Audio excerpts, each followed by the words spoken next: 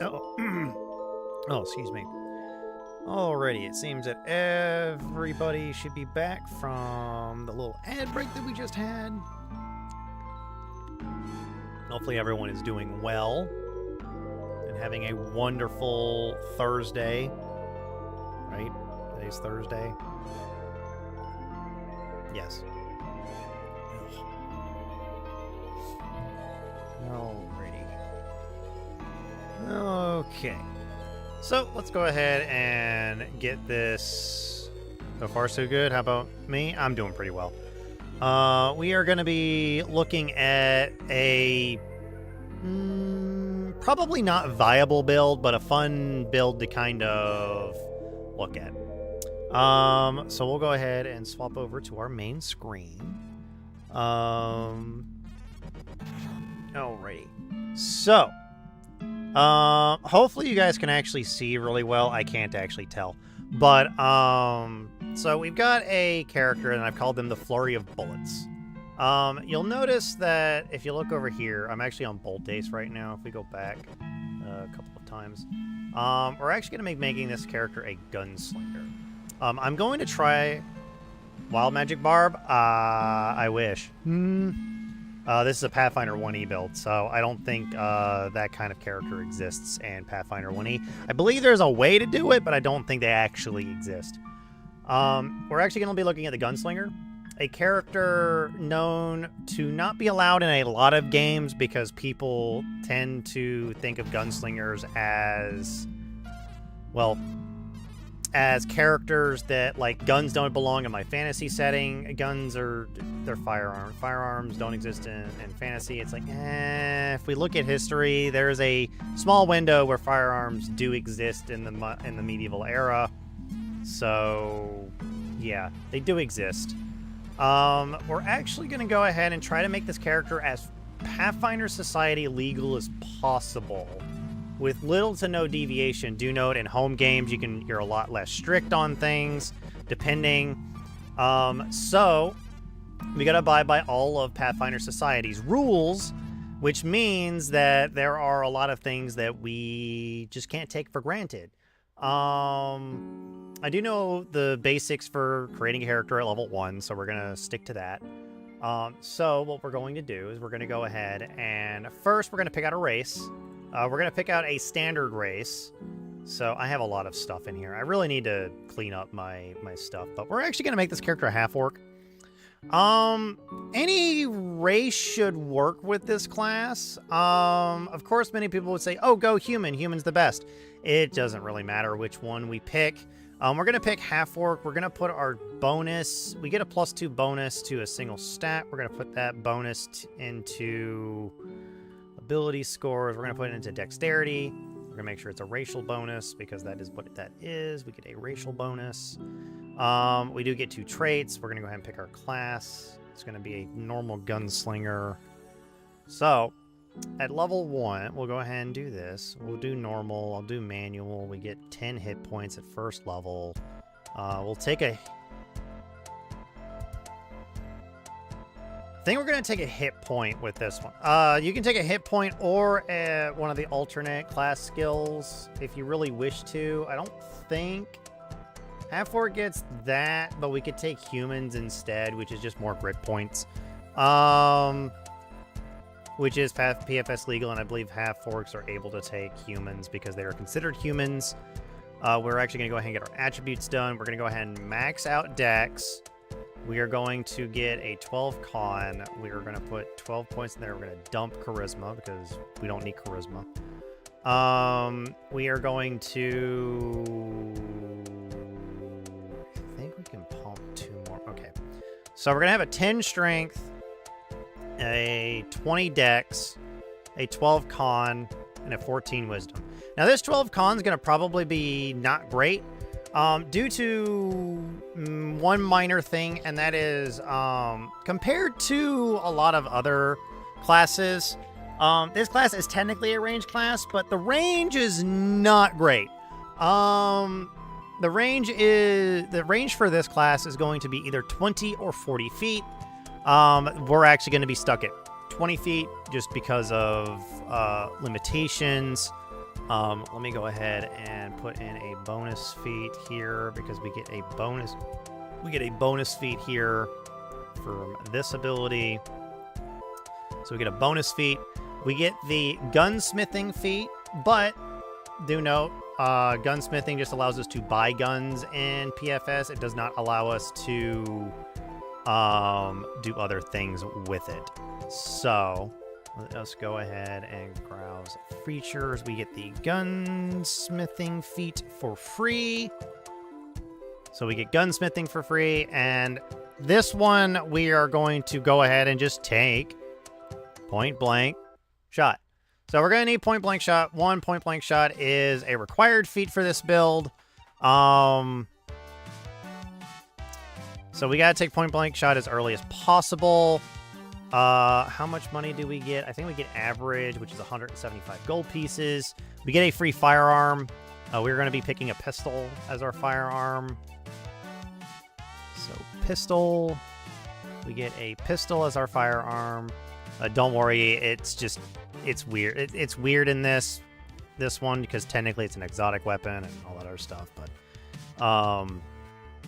and we get a few deeds. We're going to be making this a bog standard gunslinger. There is a gunslinger archetype that is specifically built around pistols, but this one we're just going to go ahead and keep it as a standard gunslinger. And this build is going to take a while to really get online because first level is almost done. We're going to go ahead and pick two traits. We get 2 traits for free in this build. So we get traits. I don't really think I've actually looked at traits. There's a couple here that could be useful depending on how we want to build this character. We could take clever wordplay if we wish to put any... Well, let's actually look at what our skills are going to be. So let's say this character... So we get 4... I don't think background skills are used in PFS. Am I correct in that assumption? Shut up. Am I correct in that assumption? Are background skills not used in PFS? I don't know. I need to look at rules. Pathfinder. Is it Pathfinder Unchained? Background skills?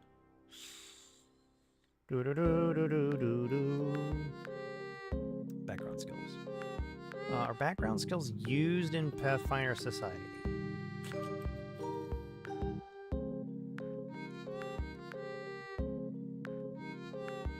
Probably not. We're going to assume no. In case we aren't aware, we're going to assume no, so we need to actually go in and change this. So we're going to go ahead and configure our settings. Pathfinder 1E. We're going to go ahead and take off background skills. Okay, so we have no background skills. So we are going to go ahead and do this. Depending on how we play this character really depends on other things. We're going to go ahead and max out Perception. Perception is the most rolled skill in the game. We could put ranks into Spellcraft for some reasons. Survival could always be a good one. Swim, having a rank in it is sometimes useful, but given our strength's not going to be that high, we might just get magic items to fix that. Putting a rank into Knowledge Local is always a good thing. For this one, we may put a rank in Acrobatics. Acrobatics is actually going to be a really good feat skill to put ranks into. Now, we could put ranks into Stealth. We could put ranks into Ride. We could put ranks into Engineering and Intimidate and Heal and Bluff. It kind of just depends on what your character is going to do for this last skill. Or if you're like me, who usually doesn't take the hit point and instead takes the skill rank... we could actually make this character a little bit more focused around... Oh, right, we have... So we could easily go with Intimidate as our skill, and then as our social skill, and then we could So there's a reason why I'm going to do this. I'm going to go ahead and put a rank into Spellcraft. There's a few things here. So first, we're going to go ahead, now that we've done that, we're going to go ahead and look at some background skills. We're going to take only 2 of these, so we need to be very strategic about what we're about to grab. We're actually going to take, what's it called? Practitioner? It's not Pragmatic Activator. We're actually going to take Bruising Intellect. Bruising Intellect. There's a reason for that. I'll show you here in a moment. And then we're going to take... I forget what it's called. Is it Magician? Theoretical Magician. I think Theoretical Magician's PFS legal. Will it actually tell me if it's PFS legal? Something's not PFS legal, will it tell me?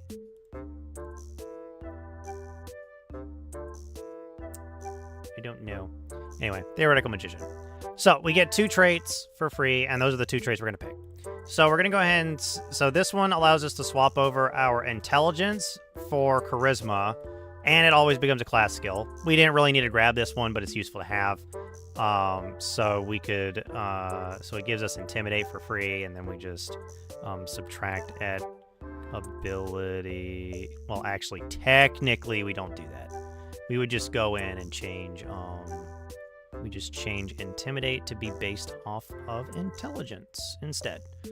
So that gives us a slightly higher intelligence score. And then theoretical magician is literally just a +3 bonus to spellcraft. So this pretty much, it's a trait bonus. So this pretty much just gives us a, honestly, I think it should just make spellcraft a class skill, but that's up to GM discretion if they want to have that happen. But that's, we're also assuming this is going to be a PFS legal build. So we've got gunsmithing and point blank shot. This character is pretty, well, it's not done. We get this weapon for free. So let's go ahead and mark it off as free, which means that we spent 0 money on it. We need to get armor of some sort. We are limited to light armor. So let's go ahead and go to equipment. Equipment, non-magical. Go to armor. Go to light armor. And we can just buy, like, something here. Leather is probably... You know, we'll buy studded leather. Studded leather is not a bad option.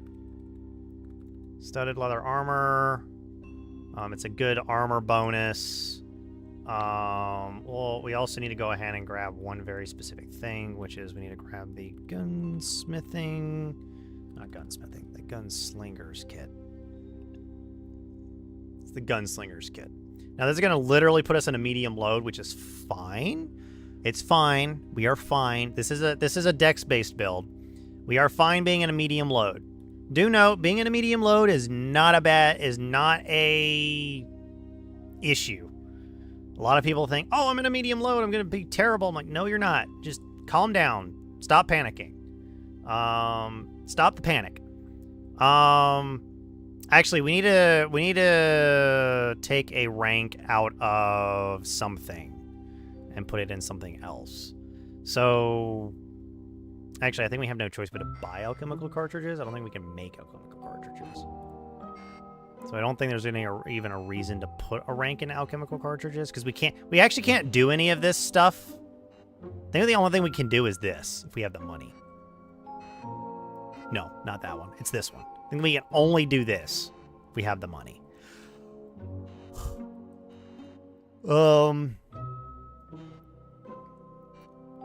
Allows the purchase of bullets, pellets, black powders, and alchemical chargers with 1 rank at the listed reduced price, but does not grant a discount on the purchase of any firearm.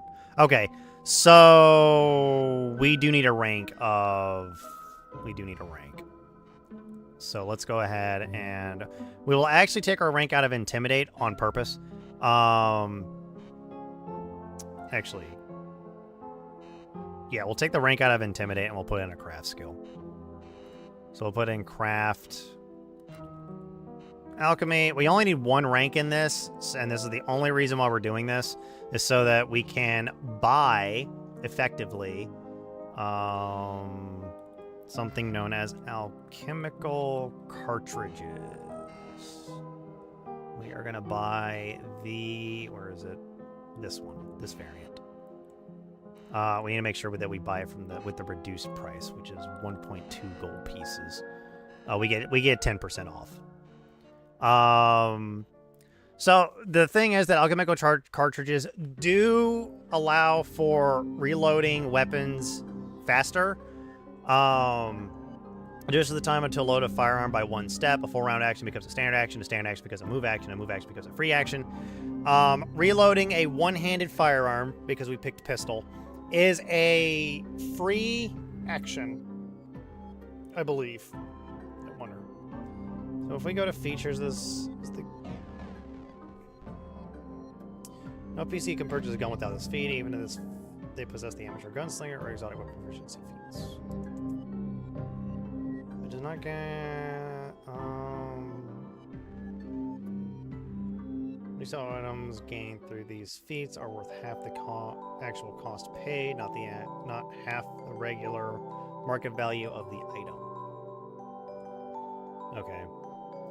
Yeah, so technically you could make money off of bullets and all that in a normal game, but more than likely your GM's going to hate you if you do that. Let's see here.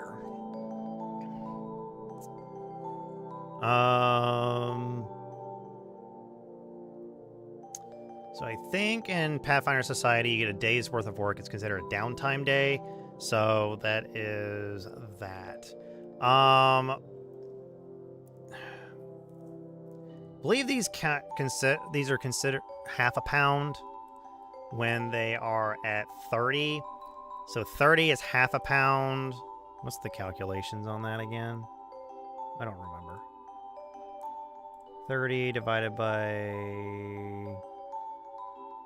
2. No. Oh, it's 0.5 divided by 30.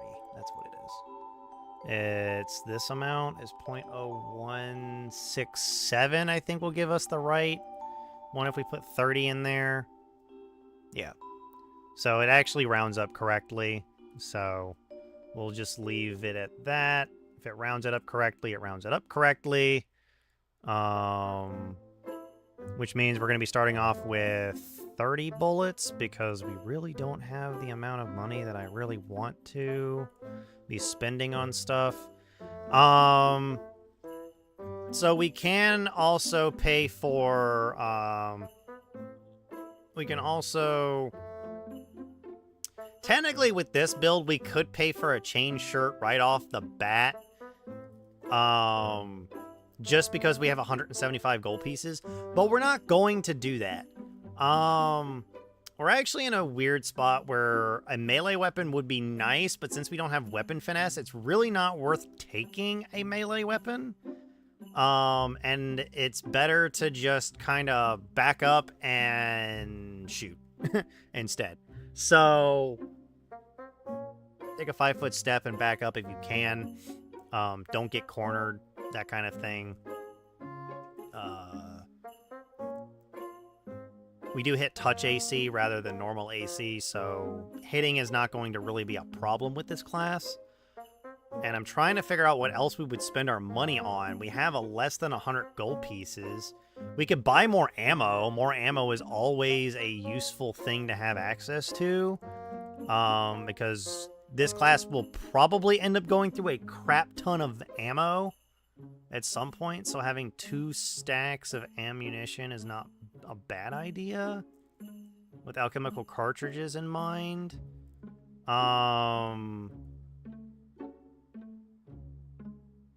Let's see here.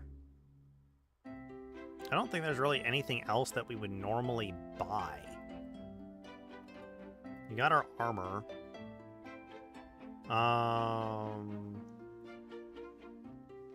I mean, we could just buy lamellar armor if we really wanted to, but that doesn't really help us.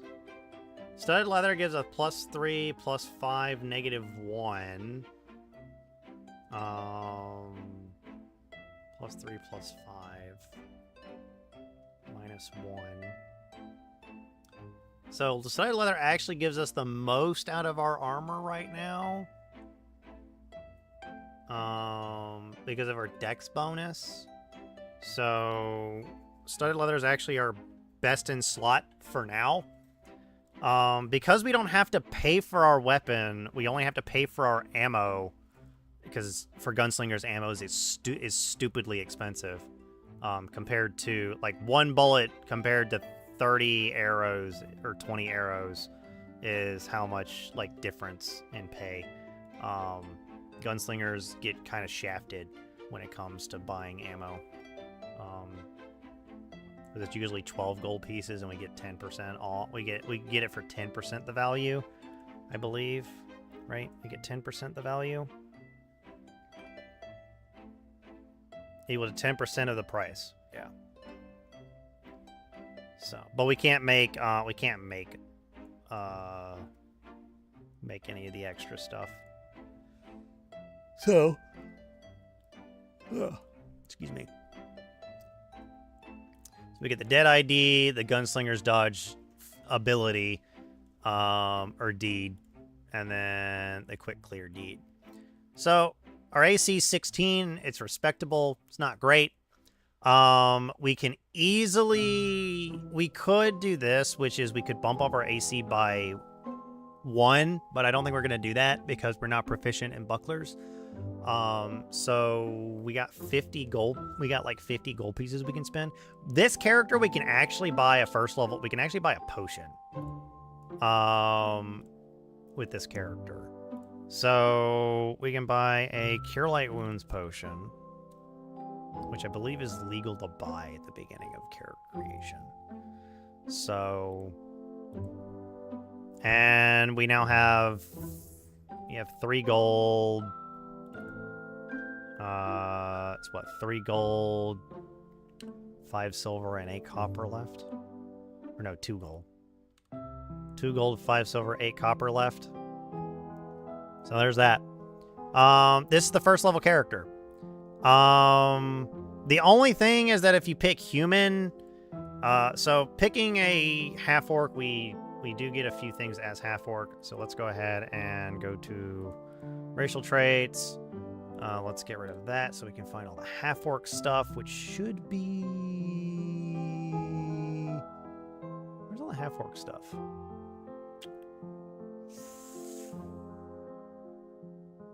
I think it's the axe looking ones are the are it. Let's go ahead and go to half orc real quick so I can actually get this right. Let's go to races, let's go to core races, let's go to half orc. Go ahead and scroll all the way down, We get dark vision. We get dark vision as normal. I really wish dark vision for half-orcs was in here, but it's not. We'll go ahead and just go to attributes, and we'll just give ourselves dark vision. So we have a 60-foot dark vision. Half-orcs have dark vision. We get orc blood, which allows us to count as both humans and orcs. We get orc ferocity. Orc ferocity. Not the ferocity orc, we get orc ferocity. We get weapon familiarity. Half orc. We get languages. Half orc. Let's grab the right one. Where is it? There it is. Half orc. Oh, and we are also intimidating. Intimidating. So, we could technically swap out some of these abilities for other things, such as we can go down, down, down, down, down, down, down, down, down, down, down, down. We can replace, say, dark vision and intimidating for 120 dark vision, which is just superior dark vision. That's not actually too bad.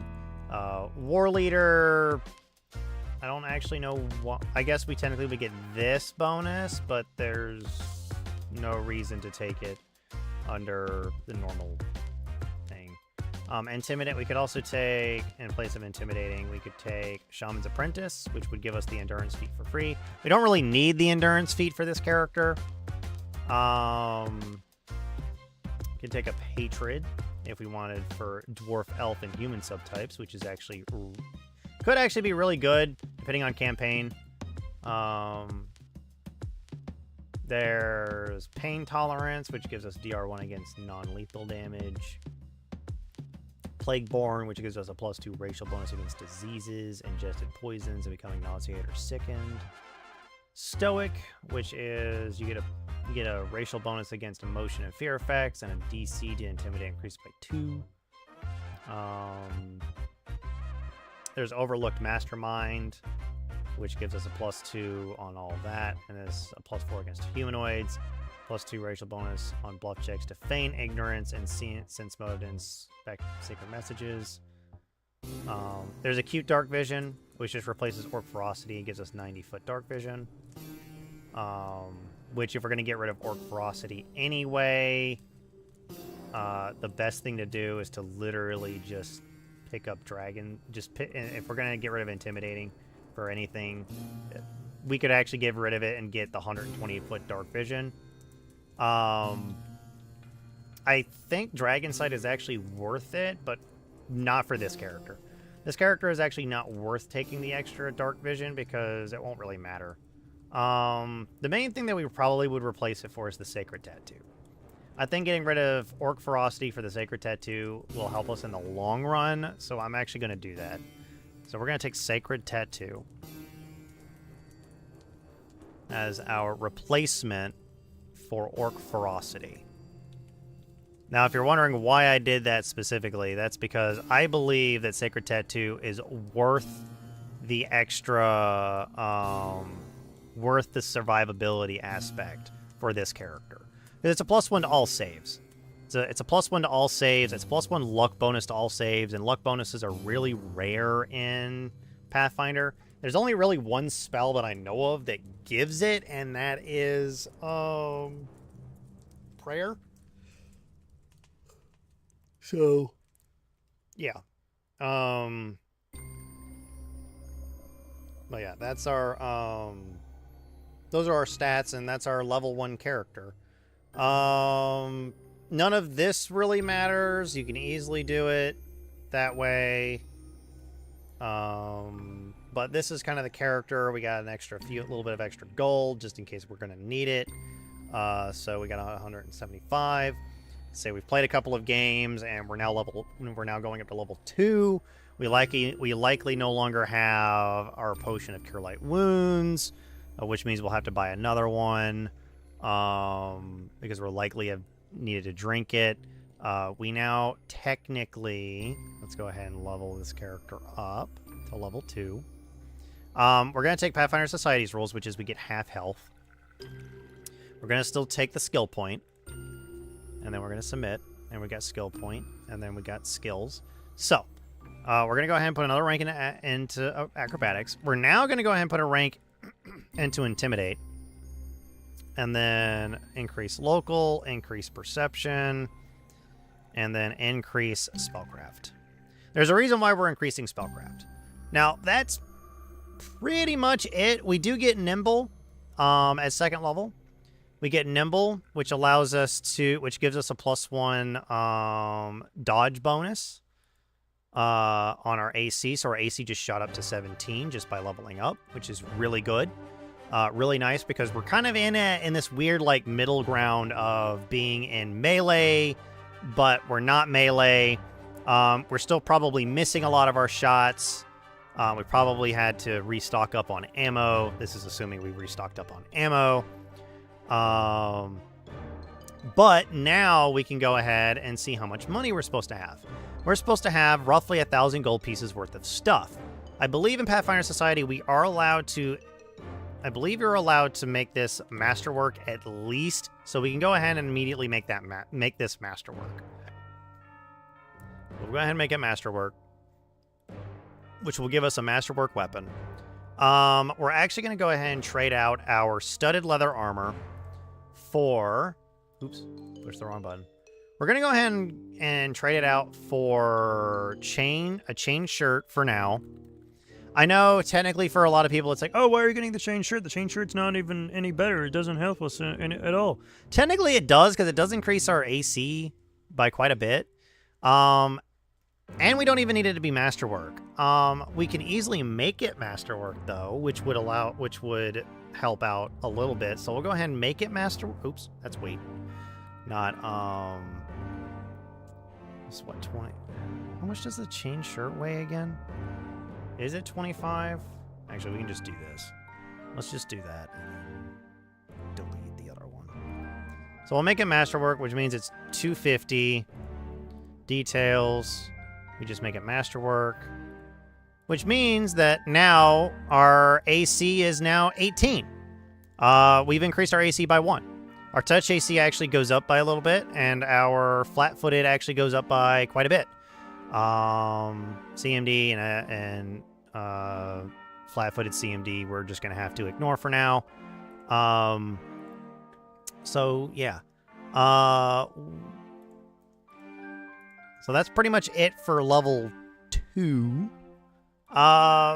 technically at this point we could get a little bit more things. I don't really know what we could buy. We could buy a few more potions.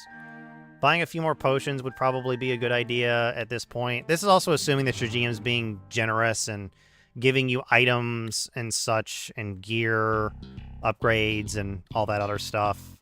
Gunslingers are also very heavily dependent on GMs being nice and actually allowing firearms in their game, or at least the early firearms. Let's see here. We will run into an issue of we probably are going to need to pick up things like Alchemist's Fire or something like that later down the line. There are Alchemist's Bullets, but those aren't actually the bullets that we're looking for. Not bullet. It's chemical. If I could spell correctly, alchemical. Cartridge. Okay, so there is Dragon's Breath, which is going to be nice. I don't think we're going to be able to buy another firearm until much later in the game. So if we go to equipment, non-magical weapons, firearms, yeah, we won't be able to buy another firearm until much later. We're actually going to want to buy a dragon pistol as soon as possible, and the reason for that is so that we can use things like Dragon's Breath and like AoE based attacks.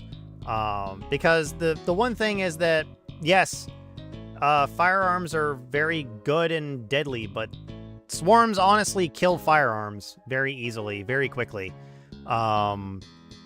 It's the one main reason why I think firearms are not the greatest in Pathfinder, is just because they cost way too much. They severely hamper a character because they pretty much count as a magic item all of themselves. Even though I honestly think that PFS should have allowed you to buy firearms at half price, because most of these still wouldn't have been available until maybe a level 2 character at most, if any of that. So let's see here. If we go to equipment on magical, is it not equipment? Is it gear? Isn't there a gear section? Oh, it's under miscellaneous. That's what it is. So we could buy like random bits and bobs. Maybe upgrading our backpack. So what we would do is we would take the normal backpack out of this. Which I think automatically pulls the value away from it. Yeah.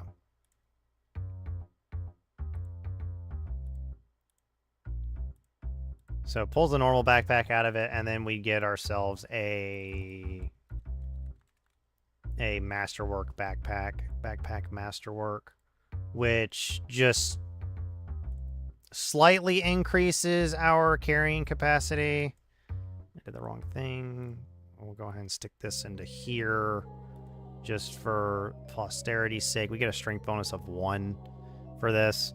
It's not going to help us in the long run for now, but it will help out later when we're able to get things like handy haversacks or ways of increasing our weight. I don't think we could buy an endless bandolier. I think it costs too much.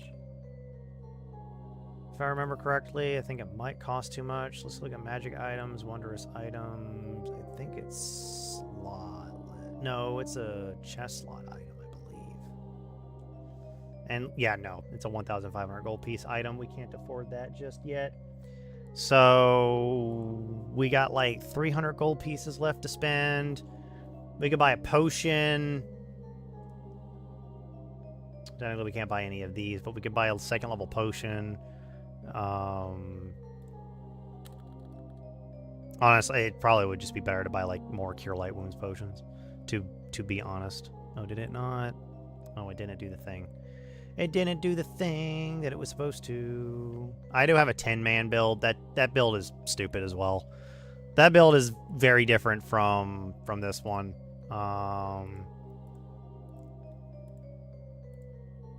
So buying 6 of those, we then get like 4 gold pieces, and that's it. We get like 2 more gold pieces. We now have 6 potions of Cure Light Wounds, which comes in handy. Actually, we can... I forgot. We could have bought this earlier because I completely forgot that these items exist. If we go to Equipment, Non-Magical, Miscellaneous, Venturing Gear, there's something known as a Bandolier, which is only 5 silver pieces, and you can have 2 of them. So... And I wanted to make sure it was actually PFS legal. So... Bandolier... So by... In my honest opinion, I would buy 2 anyone who like is looking to maximize the amount of damage that a character's doing, just buy 2 bandoliers. It's not really going to cost you much. It's going to cost you a gold. And you can it does state you can wear 2 bandoliers. You can holding 8 objects of the size of a flask or a small dagger, which means this allows you to pretty much hold on to potions and all that. Which, you can use the retrieve a stored item action to take an item from a bandolier. You can wear up to 2 bandoliers. So this just pretty much allows you to retrieve a stored item action, which is, I believe, a move action rather than a standard action.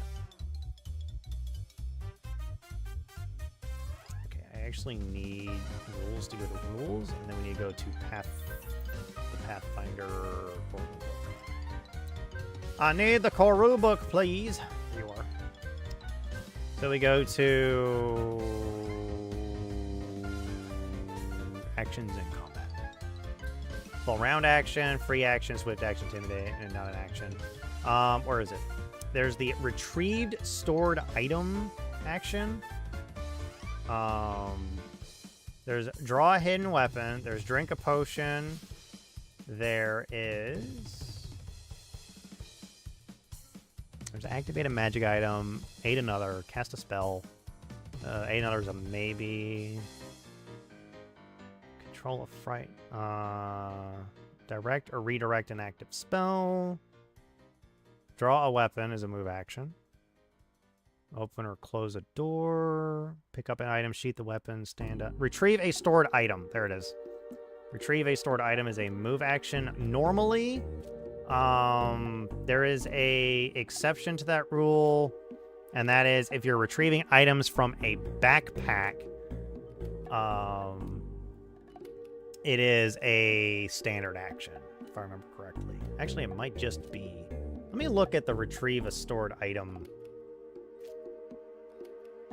Let's see here. Natural attacks, multiple attacks, shooting it, or that's something we'll have to worry about later. Yeah, I'm just looking at rules real quick. Pathfinder 1st edition has a lot of rules, so it's like you have to kind of think about things and such.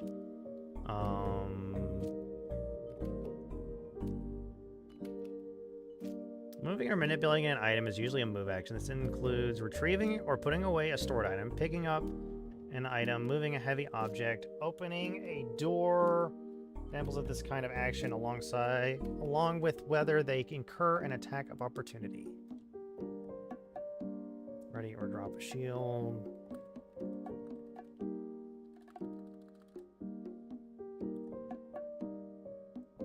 Is it in the backpack description?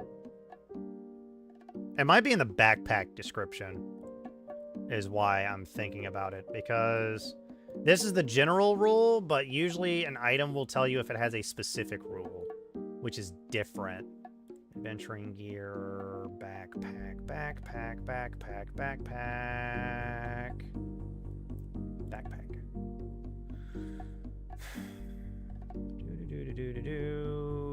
No, it doesn't. Okay. That's a good one to know. That's a good one to know. So retrieving an item no matter what is always a move action. But retrieving an item, you can use the retrieve a stored item action to take an item from a bandolier. Any more than this, and they get in each other's way and restrict your movement. Okay. So I think it's just an easier way to make sure that you have your potions on you without your GMs asking where they are, kind of situation. Not 100% certain, because I was under the assumption that retrieving an item from a backpack was...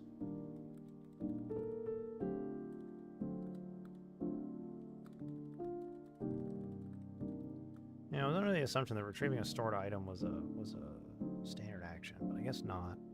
I guess it is a move action. It's a move action that provokes. I think that's what it is that I keep forgetting that retrieving it provokes. Most free or swift actions don't actually provoke unless otherwise noted. Regardless of the action, if you move out of a threatened square, you usually provoke an attack of opportunity. This column indicates where the action itself, not moving, provokes an attack of opportunity. So that's what that's there for. 7.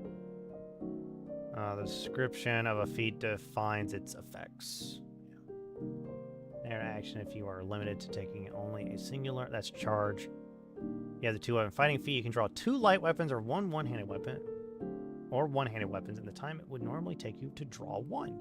See, that's the one thing that we also have to remember is that if you have the 2-weapon fighting feat, you can actually grab both weapons at the same time. So right now, this build's technically, it's like, where's the flurry of bullets? I haven't seen the flurry of bullets yet. We're getting there. We are getting to the flurry of bullets. They will come. This build just takes a while to get off the the reins, so to speak. So we're gonna get out ahead and get to level 3. Level 3 will increase the amount of money we can have. We have 3,000 gold pieces now to spend. This is probably when you would have somebody... sadly, firearms are just too expensive, and we still can't buy... We could buy another firearm, if we wanted to. We could pay for a mithril shirt now, which is probably going to be our best option for a pretty long time. We're going to assume we're going to always have at least... We're going to actually assume we're going to have 10 potions of Cure Light Wound. Well, actually, we would upgrade from potions of Cure Light Wounds now to potions of moderate... Cure Moderate Wounds now.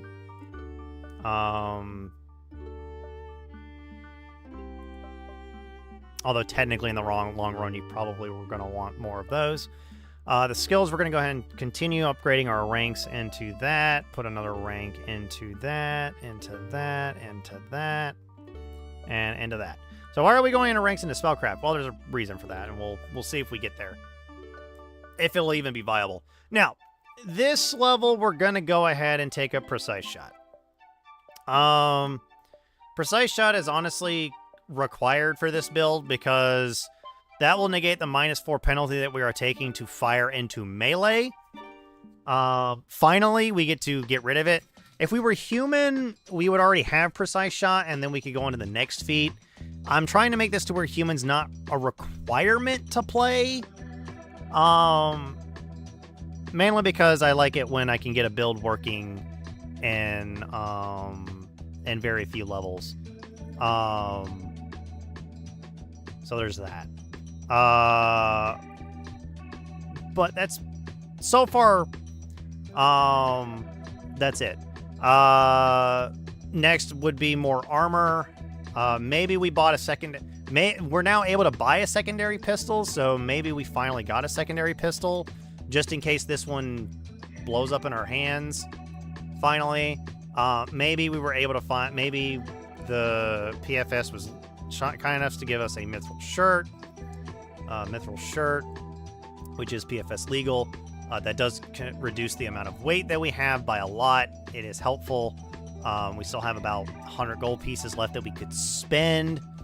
Maybe we just spent the rest of it on bullets. Bullets are honestly the one thing that that we might just go ahead and increase. So there, we now have more bullets. that's probably as many bullets as we're going to actually need.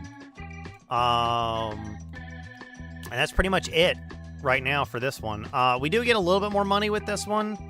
We have like 50-something gold pieces left instead, or 90, 89 something gold pieces left, I think. I closed my calculator when I should have just left my calculator open. Minus, it's what, 2,000, 29, 18.42.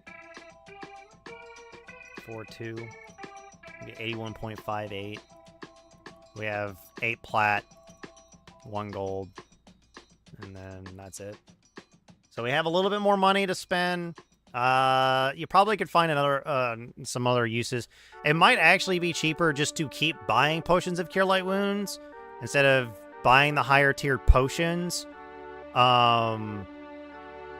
That's up to you on if you want to do that or not. Your GM may be giving you more money or not on gear. Things get upgraded, things will get replaced. Stuff like that.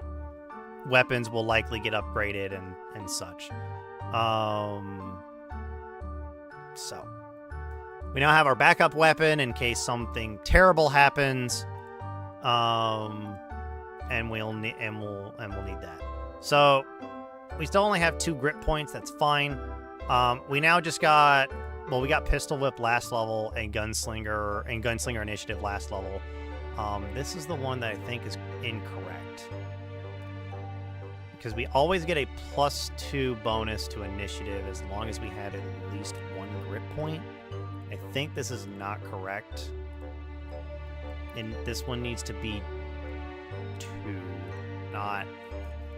Because if this goes to 1, does it go down to 1? Yeah, no. It just needs to not be 0. I think. Yeah. It's supposed to be 2, not 1. So we get an untyped bonus as long as we have a grip point. We're always going to be considered to have 2 grip points.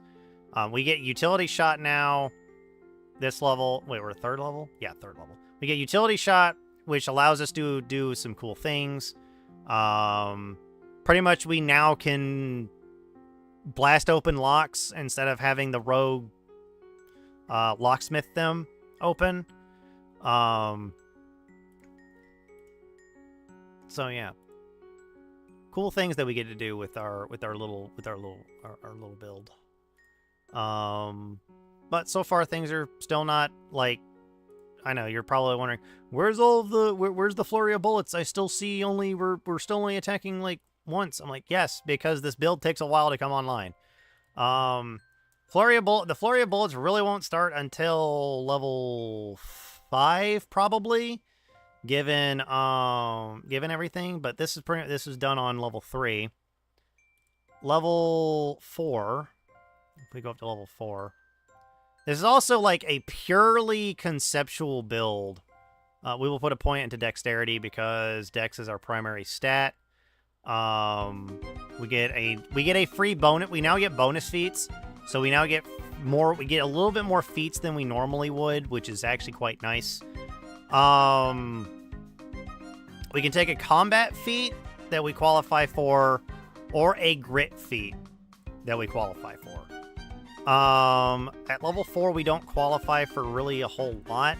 We are going to put more points into acrobatics, more points into that, more points into that, more points into that, and more points into that. So, there's that. We have grit. We got a bonus feat. Next feat, we could pick up a few things. I'm actually going to pick up a very specific feat. We are going to pick up Quick Draw. There will be a reason for it later, but we're going to pick up Quick Draw now because now we can technically pull out both of our weapons at the same time if we so need to. And we can still, like... You can either pick up Quick Draw now or actually... now next level we'll pick that one up. So we pick up Quick Draw now so we can pull out a weapon if we absolutely need to. We now have up to 6,000 gold pieces worth of equipment that we can have. I would say probably getting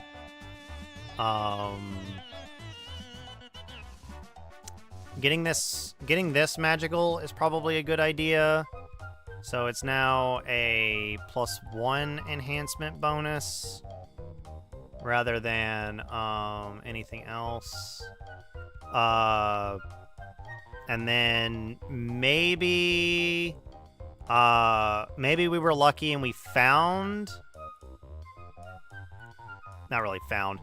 We got another, maybe we found or was able to ask somebody to make a masterwork pistol for us, so we can get another one so that we're not too behind on the to hits, but given all of that.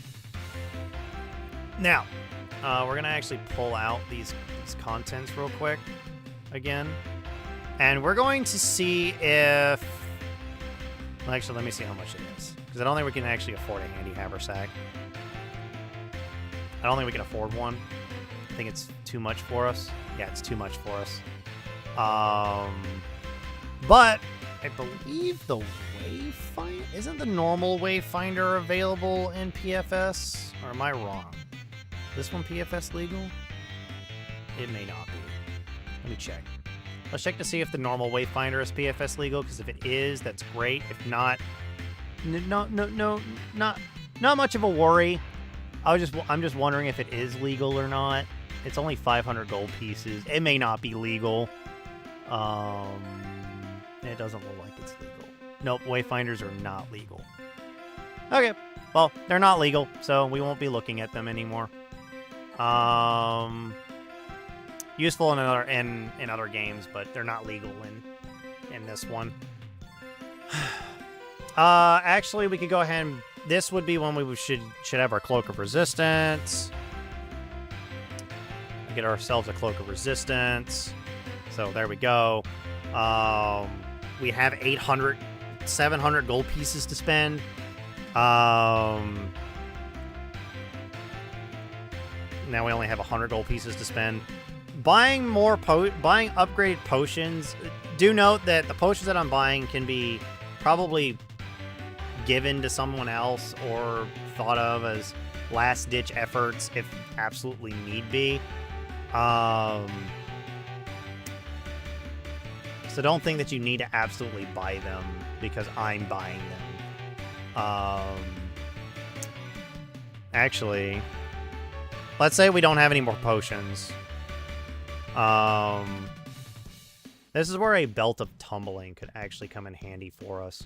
So the Belt of Tumbling is a kind of useful item since we don't have anything right now in our belt slot. So it's a useful item to grab. We'll just leave it where it is. But it gives a +4 competence bonus on acrobatics checks. Made to overcome. So let's go ahead. Let's go ahead and just copy and paste this. There is an upgraded version of this item. I believe it's just the so there's that. I think it's the transmutation aura. I don't know why these things are not done correctly, but it's always custom, even though like transmutation exists right there. Just click on it, change it, make it right. So yeah. Or instead of getting that, we could get the chest piece of the Endless Bandolier. Instead of making this masterwork or magical, which probably don't really need to make it magical. So let's not make it magical. Let's just keep it as normal. And then instead of grabbing that, we'll grab the Endless Bandolier.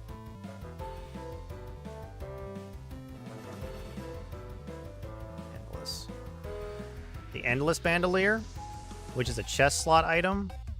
I think it's also transmutation. It's conjuration. Oh, right. That's why I know why. It's conjuration. Okay. So this is a 1,500 gold piece item. We're still within our limit. But this actually reduces the weight of these to 0. Pretty much. I think we have a bit much on it because it can hold up to 60 cartridges in a single space. Extra guns or gear. So it can hold up to 60 cartridges. Additionally, 6 thin pockets. So 1 pound of ammunition is. So there's like 6 extra pockets. So there's 4 pockets that can hold. So 2. We can pretty much have 120 pieces of ammunition for free. And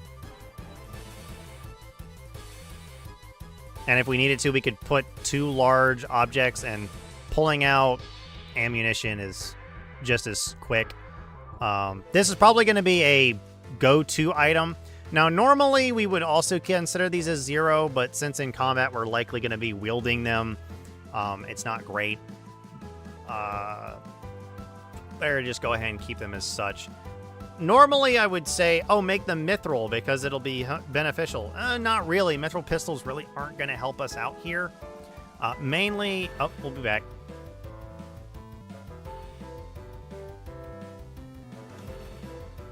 Actually, we'll just wait. Well, we'll be on pause and we'll wait. But anyone who's actually subscribed and all that, if you have questions or anything like that, do let me know. Because I know I'm going pretty quickly, even though I've spent an hour and I've only discussed 3 levels. 4 levels, I should say. So that is always a difference maker when it comes to all of this.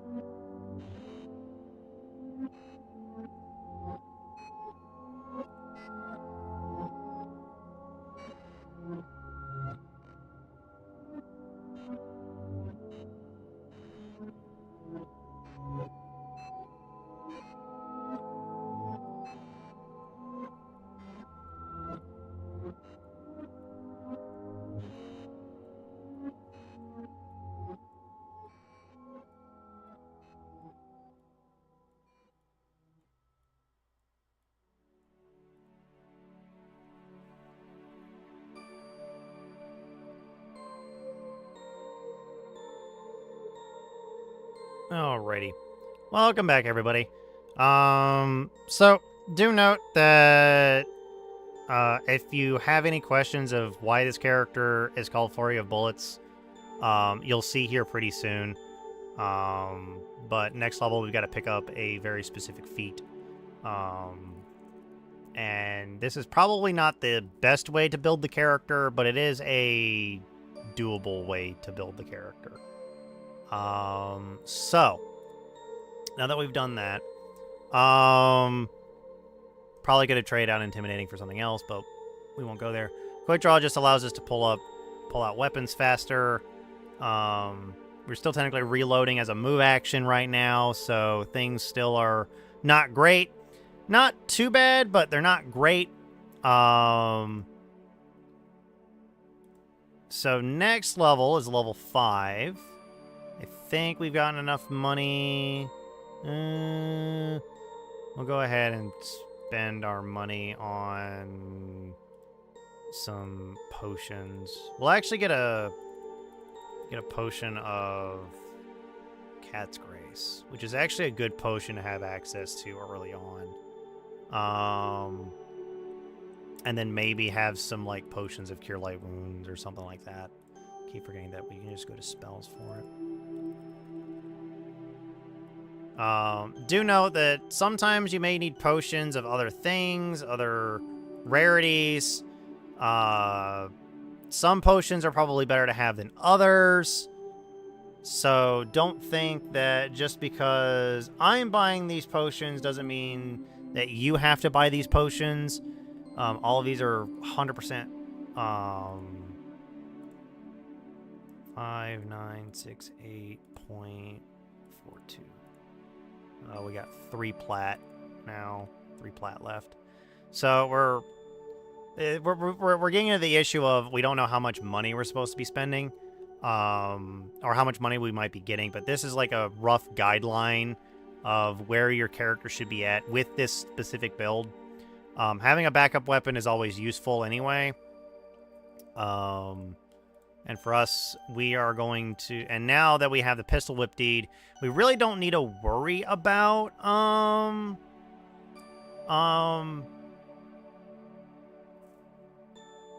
anything. So we can actually... if we need to worry about melee, we don't have to. Let's see here. So...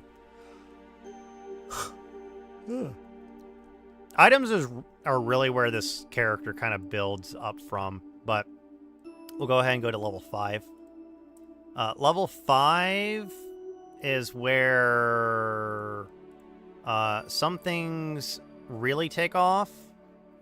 So we'll go ahead and put ranks into what we need to put ranks into. Okay, so there's that. So we get 1 more feat, and we're actually going to grab the quick reload feat. There's a reason for that why we grab it now rather than later, but that... it's rapid reload, not quick reload. Rapid reload. Do note, rapid reload, even though it states weapon proficiency, crossbow chosen type, we can choose a firearm for this. So weapon reload, and we'll be picking pistols. Because that's how that functions. So we now have rapid reload for pistols. Pistols now reload on reload as a free action, which is really nice because there's that. And now we have 10,500 gold pieces that we can spend worth of money. This is when the build this is when we probably should have things like we no longer need that open. We probably should have like a belt of our money just skyrocketed so much that we could just buy a belt of dexterity, which would technically increase what we need. But for our sakes, we're actually, instead of buying the belt of dexterity, we're actually going to go ahead and technically upgrade this pistol, but we would technically be buying, in quotes, a pistol that is worth 3,300 gold pieces. Because we're going to make a pistol have an enhancement bonus of 1. And not our starting pistol. We would actually be selling our starting pistol for 20... We probably would have... once we bought the other pistol, we probably would have immediately sold our pistol for 2,200. And not waste the 300 gold pieces. That way we could have had a pistol... And then we could have actually gotten a few other things. But this is also, like, assuming your GM's nice and is giving you the exact value of weapons and armor and all that stuff, and he's not shoehorning you or he's being mean or anything like that. So, yeah. Getting a magical pistol is actually really good, and now we can leave our other pistol as a backup weapon. Increasing our armor to +1 now is actually a good idea. Increasing it to +2 would also not be a bad idea. But we are going to go ahead and make this a +1 because that's wrong. That should be 2,100 because it's 1,000 gold pieces for that. And then maybe buying like an amulet of natural armor. Or actually a ring of protection would be a good idea. Ring of protection would be a better idea right now. So ring of protection. Actually we can't buy a ring of protection. That's a little bit too much. It's too much for us. That's too much for us to buy. Oh, it's gotta be less than it's gotta be less than 5,000 or 1,000. It's gotta be 1,500.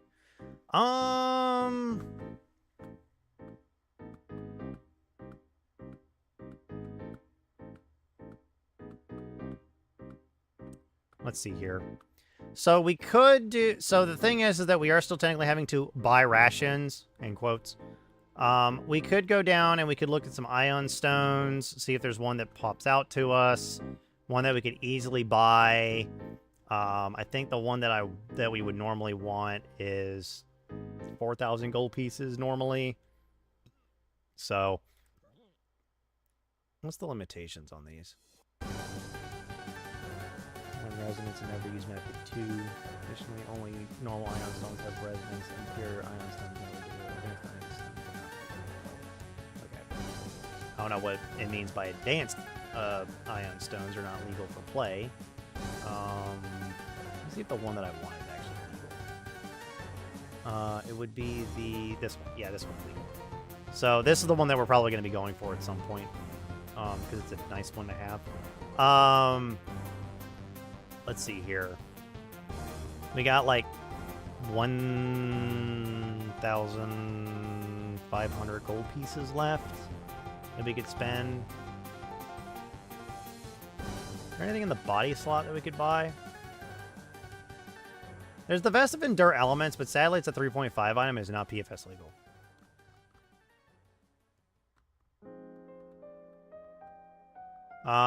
That's actually a good chest item for a lot of, like, other characters if we absolutely needed it. Hands of Roof Jumping. What's the... Applies to the acrobatics skill. So it would just be a +1 competence bonus on the acrobatics check. On acrobatics checks. Eh.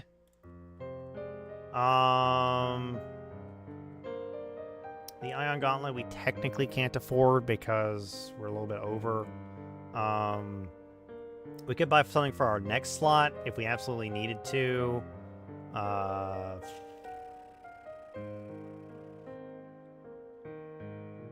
there's really nothing that we could really buy here.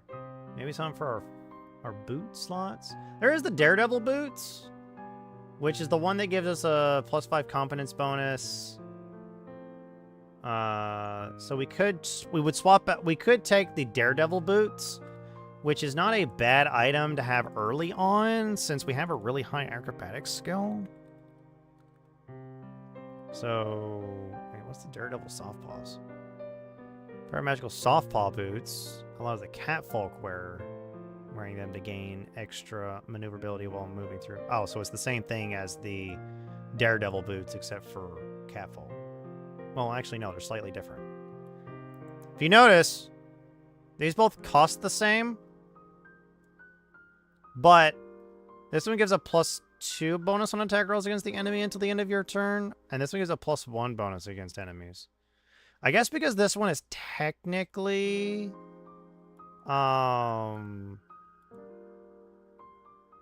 This one's from Ultimate Equipment, this one's from Advanced Race Guide. What is the difference between these two? Why? I don't know. That's weird. If we look at the Daredevil soft paws, So I guess it's just because these came out before this one, I think, because the Advanced Race Guide didn't come out until after or before Ultimate Equipment. They just rehashed the same item, but forgot to include this +2 bonus. I guess if we were playing a Catfolk, that would be great. But Catfolk aren't PFS legal. At least I don't think they are. They might be. Catfolk? No, they're legal, but they're legal via a Chronicle sheet. So I guess Catfolk are technically legal, and we could play one. We could have played one instead, but they get a -2 to Wisdom, which isn't great for a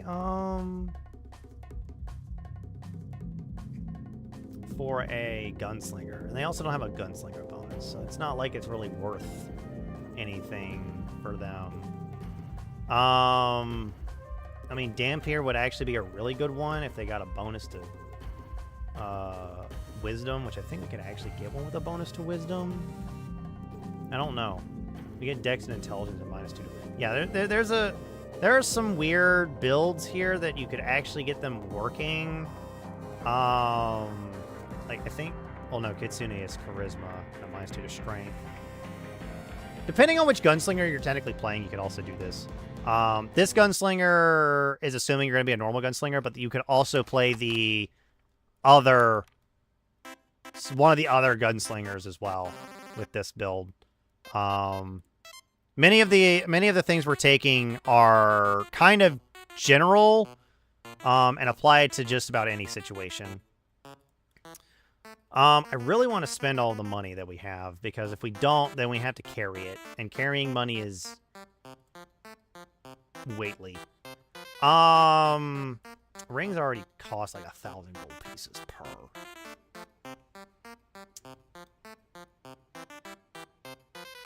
Ring of Resistance, Ring of Resistance. It's too illegal to play, but anything higher must appear on a Chronicle sheet. Okay.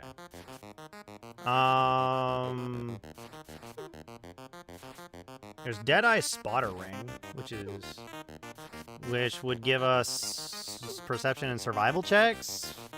+2 confidence bonus on perception checks isn't always a bad thing.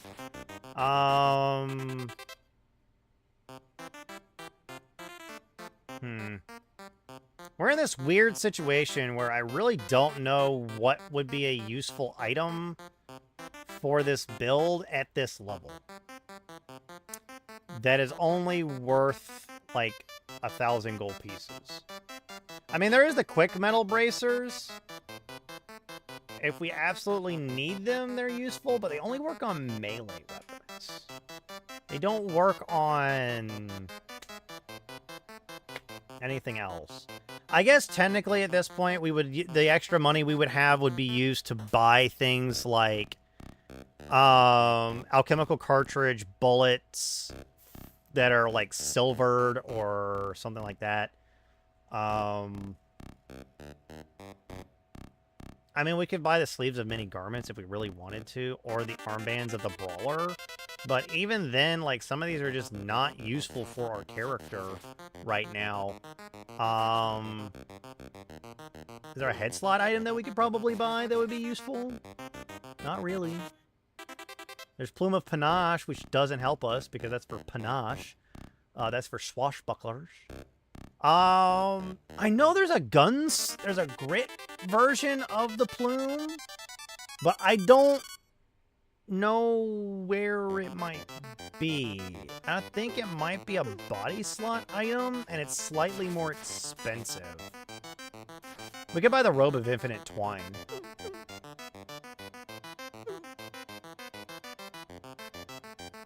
I mean, that would allow us to, like, free up on all the rope that we're carrying. We could actually get rid of, like, the 10 pounds of rope if we just had that. So, I mean, it's a useful utility item. Do note that we're also looking at, like, utility and all that. So, Robe of Infinite Twine. The Robe of Infinite Twine is a useful item. It's not like it's a bad item, considering that it allows us to literally draw upon 30 feet of twine or up to 10 feet of rope per round from the robe without harming it. As an event, the wearer can draw up to 100, but this gives the robe the broken condition and suppresses its powers until it is repaired. So, like, I mean, getting free 10 foot of rope is not bad. So, it's conjuration. So that's actually not a bad thing. Ba ba ba ba ba ba ba.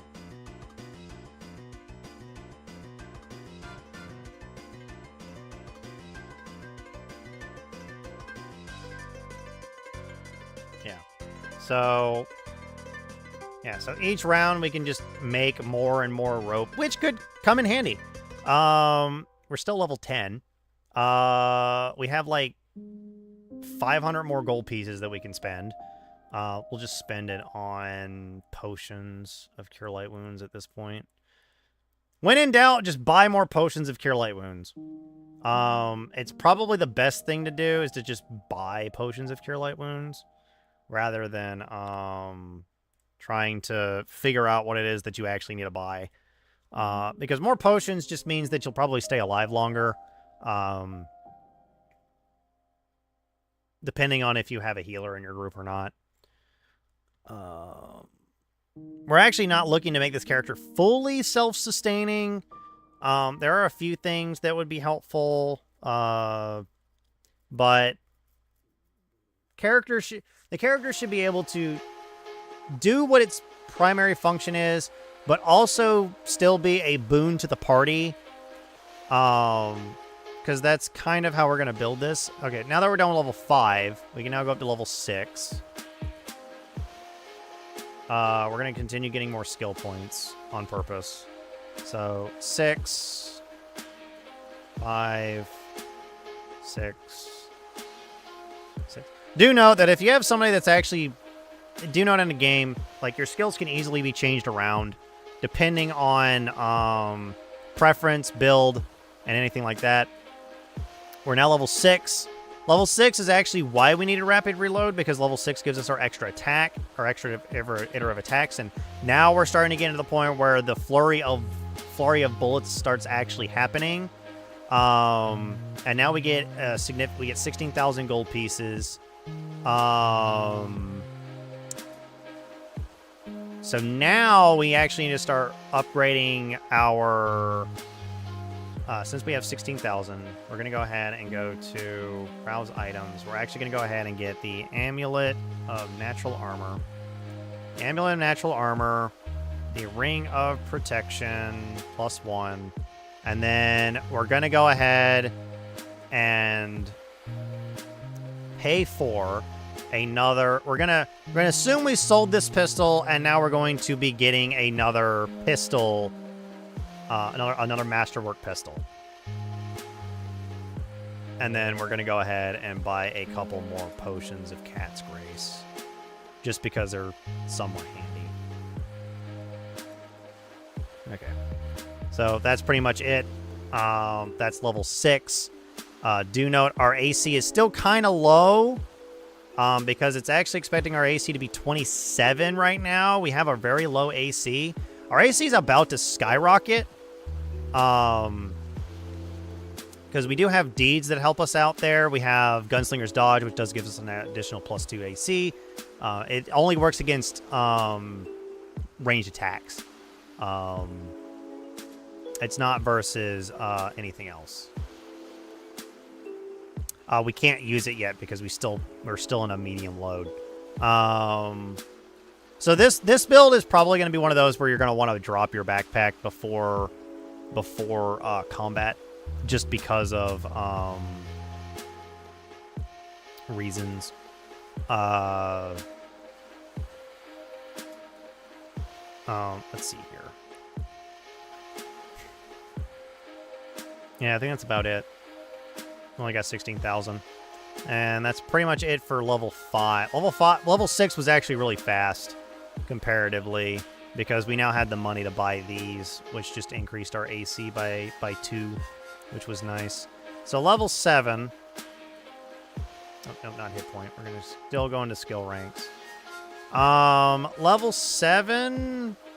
Technically, we don't need to put any more ranks into Spellcraft, but it's still a useful thing to put ranks into, just because of some of the other things, and having a high acrobatics is kind of required for this build. So, We now have rapid reload pistol. We now have quick draw. We still technically can't pick up anything else. We're going to go ahead and pick up dodge now. Which will give us another +1 to our, actually, what does deft... What does deft shootist require? Does it require mobility? It does require mobility. Deft shootist is actually going to be a requirement in order to actually get this build going as well. So we can flurry of bullets into people's faces. But,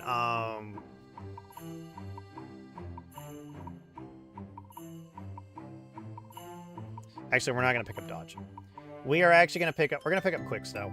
So, normally I would go a different route with this, but we're going to pick up quick stow. I believe quick stow is PFS legal. Yeah. So, quick stow pretty much allows us to store weapons easily. So we can now pull out weapons as a free action and store weapons as a free action. I think it's all one-handed weapons. You can draw a weapon as a free action instead of a move action, and this one allows you to store a weapon as a... You also do not provoke attack opportunity when sheathing a weapon. You can combine a move action with... to sheath a weapon with a regular move action. If you have 2 you can sheath 2 light weapons, and the time it would normally take to sheath 1. Does this actually allow you to do what I think it does? You now provoke attacks of opportunity when sheathing a weapon, and you can combine a move action to sheath a weapon with a regular move action. You can both stow and draw a weapon as part of the same move action in this way. If you have the 2-weapon fighting feat, you can sheath 2 light weapons. Oh, quick stow actually doesn't do what I thought it did. Quick stow doesn't actually let us do what I thought it did. Never mind. I thought quick stow allowed us to actually stow weapons as a free action, but no, it doesn't. So we have to actually go the other way that I was thinking of. So we'll have to. We have no choice to pick up weapon focus. We have to pick up weapon focus. Pistol. So we pick up weapon focus pistol. And that's pretty much it there. How much money do we have now? 23,000. Now we pick up a belt. Now we pick up a belt of incredible dexterity. We pick up a belt of incredible dexterity. Did it not put it in? It didn't, did it? Dang it. There we go. Belt of incredible dexterity. Our AC technically doesn't go up because of that.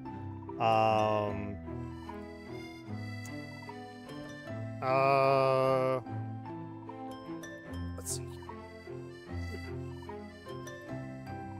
Is it 23,000? Yeah. So Belt of Incredible Dexterity, and then we go ahead and increase our Cloak of Resistance +2 to a Cloak of Resistance +2. Do note that you may or may not be hampered based off of what your GM drops, what your GM gives you. There is no guarantee that you are going to get the same items that I am. We're going to go ahead and assume that we don't have any consumables right now, so we have a little bit more money to spend on normal stuff. I think we can actually make this magical now. So we now have 2 magical pistols. Is it 23 or 26? Yeah, it's 23. So we now have 2 magic... No, this is 3,000. That's what it is. It's 3,300. Details. Make it enhanced. So it's now magical. We now have 2 magical weapons. We lose out on how much money? Actually, no, this is just... That goes back up to 8. So there's that. So far, we haven't bought a handy haversack yet, but that's just because we're about to really make this build. This build's actually not going to take off until a little bit later, because next level we got to pick up Dazzling Display. I think we can pick up Dazzling Display next level. If I can spell dazzling correctly.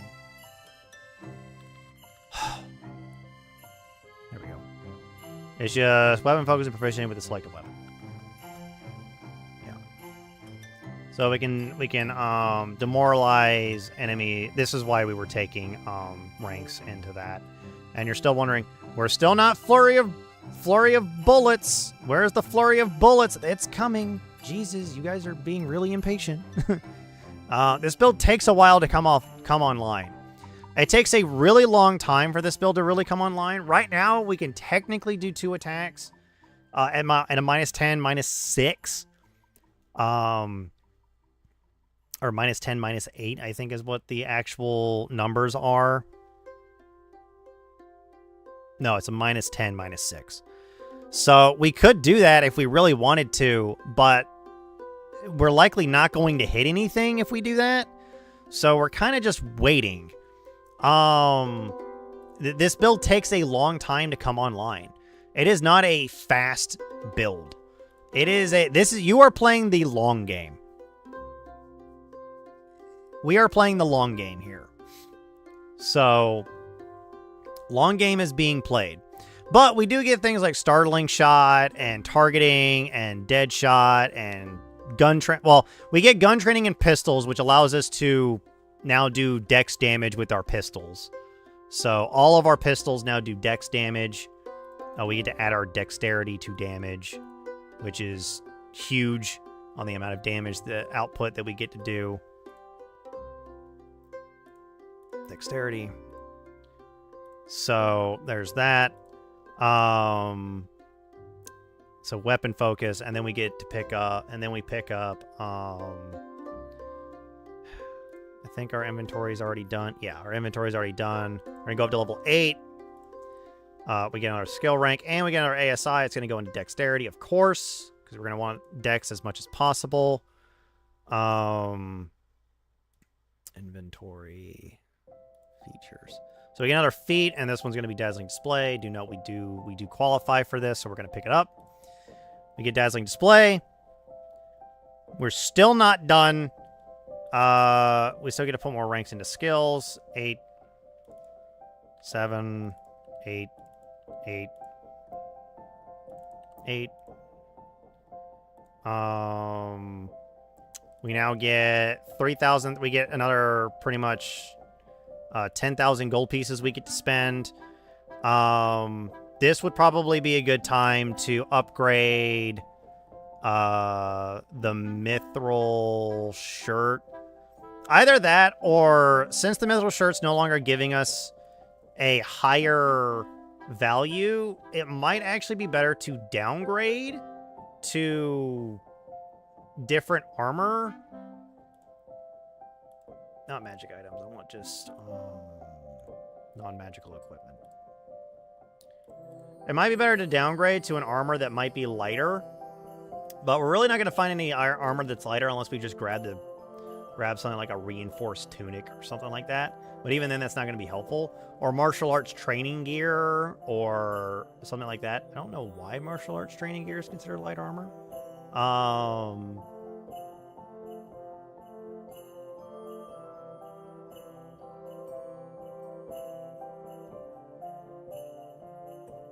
So, I don't know.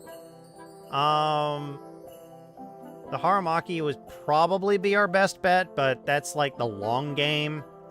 Because our AC is right now only a 22, which is not great. But it probably would be better that, because this is giving us a +5 to our AC, and our dex is being capped, which is the only issue that we're running into. So we would really need something that could actually benefit us from our higher dex, but we really don't have a way of doing that right now. And we have a very high dex for AC specifically. Now, what we could easily do to supplement that is we could put on a buckler. Right now, we're still not 2-weapon fighting, so putting on a buckler is not going to be too much of an issue. So we could put on a masterwork buckler. I mean, we could also use the buckler gun, but We'll just put on a buckler. The buckler will just give us a +1 to our AC. We just need to make sure it's masterwork. So it's now masterwork. That's weight, not frickin' price. The only issue with this is that they cost the same amount. How much is a mithril buckler? Getting mithril buckler, because a buckler is actually made of metal. It's a small metal shield. So a buckler is made of metal. Let's see here.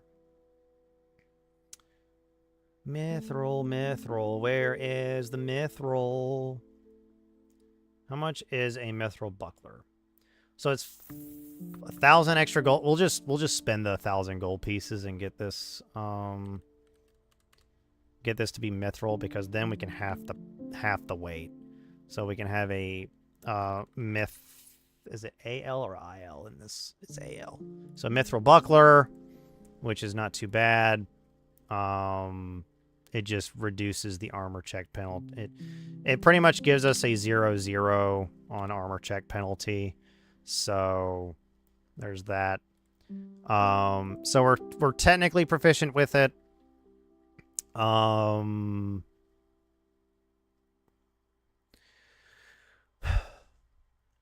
Headband of Wisdom would actually be a benefit here. Because the Headband of Inspired Wisdom would be a benefit here. Getting that extra +2. Let's see if we can actually afford the belt. Nope, that's feats. Need items. The belt of Physical Might. Can we afford that? No, we cannot. Can't afford that because it's 10,000 gold. Well, no, we can't afford it. Actually, can we afford it? Because it's only 6,000 more. Can we afford it?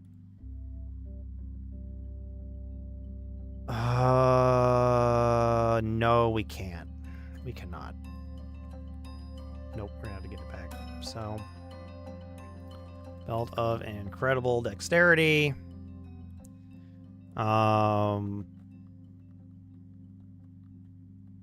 Could just upgrade the Belt of Incredible Dexterity to +2 variation. Actually, I don't know how much is the +2. No, that's way too much.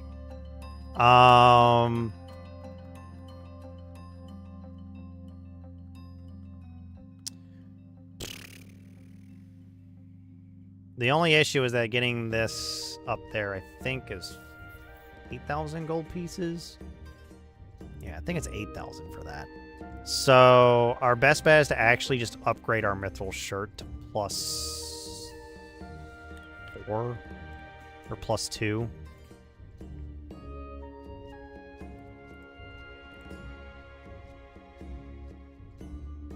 Did I go over? I didn't go over.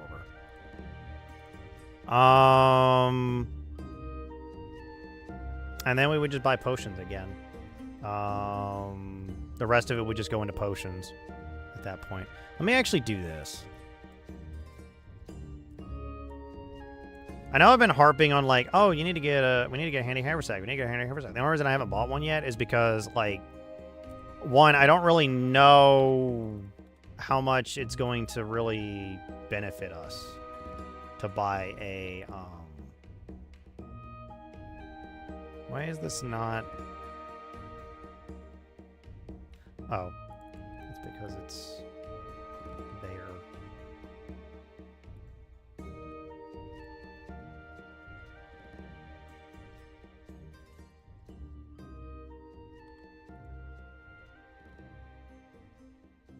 And then, like, what? That's what, like... Nope, not 200.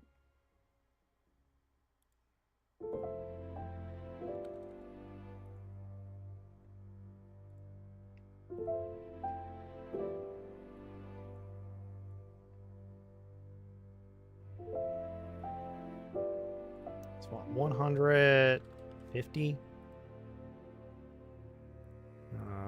57. Looks like 157 looks like the amount. Yeah. So we have 157 platinum pieces. which still is 1,500 gold that we could actually spend on something. Magic items, please.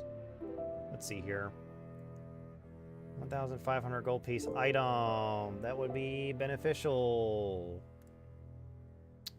We can't buy any of that stuff.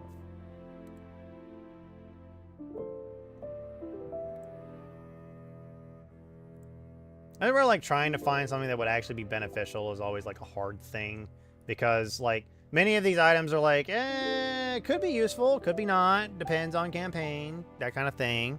So it really depends on campaign if some of these items are going to be beneficial or not. I can't really recommend what items would be useful, or what potions would be useful, because it might be that you need that. There is also a thing of this build does not necessarily play well with other characters. This build really is really hampered by the GM giving magic items and such instead of you having to like ask for them. Because it really depends on campaign which magic items are going to be beneficial and which ones are going to be a detriment to the party, and such. So there's that. That's pretty much level 8. Level 9. I keep wanting to do hit point, even though we really don't need to. So level 9. We do get another feat. So the reason why we couldn't take the other feat is because it didn't do what I wanted, so we have to take this one instead.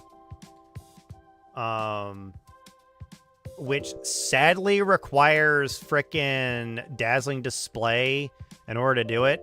But it's this part right here that allows us to holster firearms as a free action. So we're taking this for the secondary effect.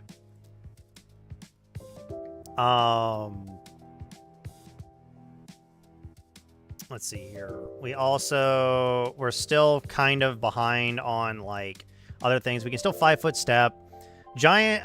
Larger enemies are going to be an issue for us. We shouldn't be really fighting anything that has the 20-foot reach just yet. They could with reach weapons, but there shouldn't be a creature that you're really fighting with the 20-foot reach just yet. You should also be using like some of these grit abilities just in case something goes wrong or stuff like that.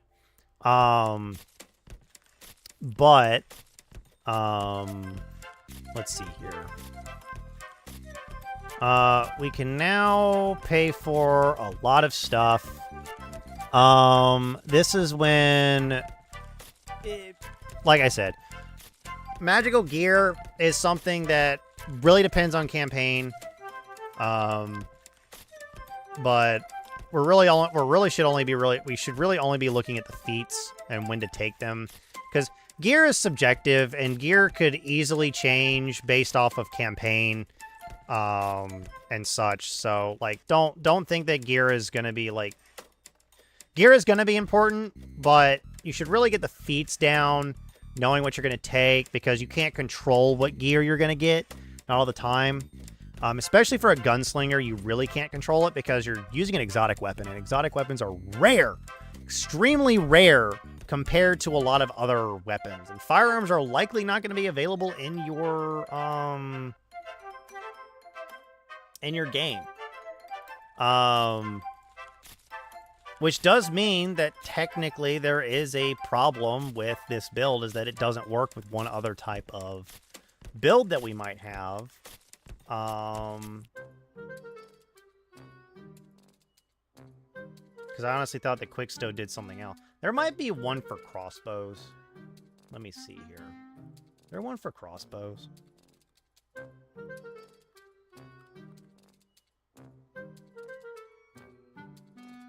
Just go ahead and move that a little bit so we can actually read a little bit more. Artillery team. Crossbow mastery. Reload crossbows are free action to make full attacks. I mean, we're already going to do that. Focus shot. Rapid reload. Yeah. Really not 1-4 crossbows that I would have thought. Actually, I don't even know. Is gun twirling even in here? It is. Okay.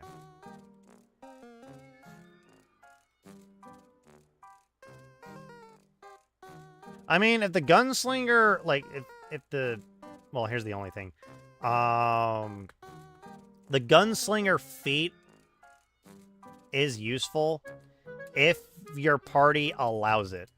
That's the thing. Your party has to allow it for it to work. And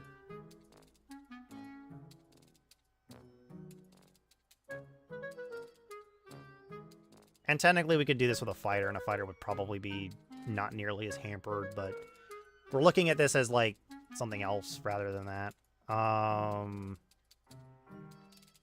Guild Emissary. There's really nothing. There might be a enchantment that we could use instead that would give rapid reload or allow you to reload a weapon faster. Let's see here. Is there a reloading? There's reliable. There is dry load. Dry load just allows you to, well, use a firearm in the vacuum of space. In areas where you normally couldn't use firearms.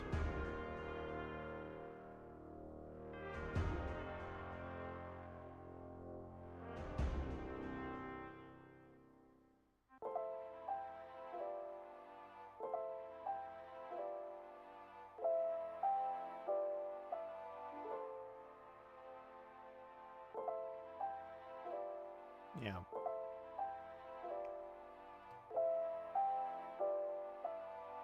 Oh, it only applies to cartridges itself. Okay. So dry load is meant for ammunition, not necessarily anything else. Is there one that allows you to ignore the loading property? Or allows you to, like, stow the weapon faster? Maybe. There might be. I don't know. Anyway.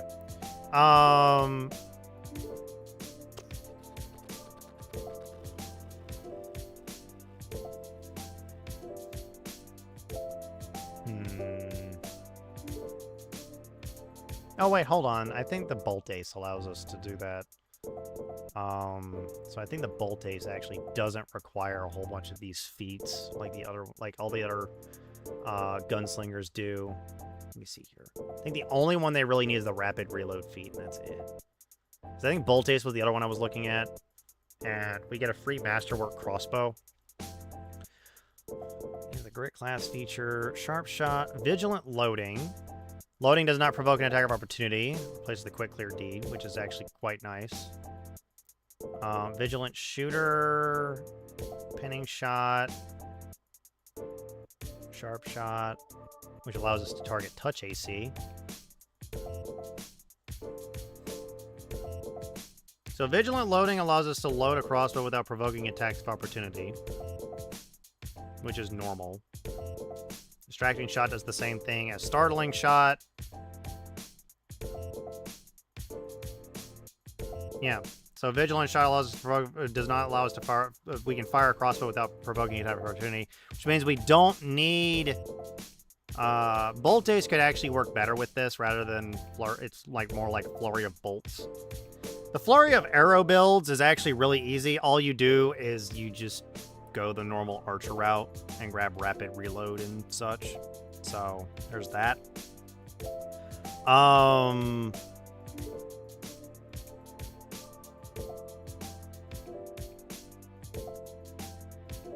Okay. Instead of contemplating more, let's go ahead and continue on.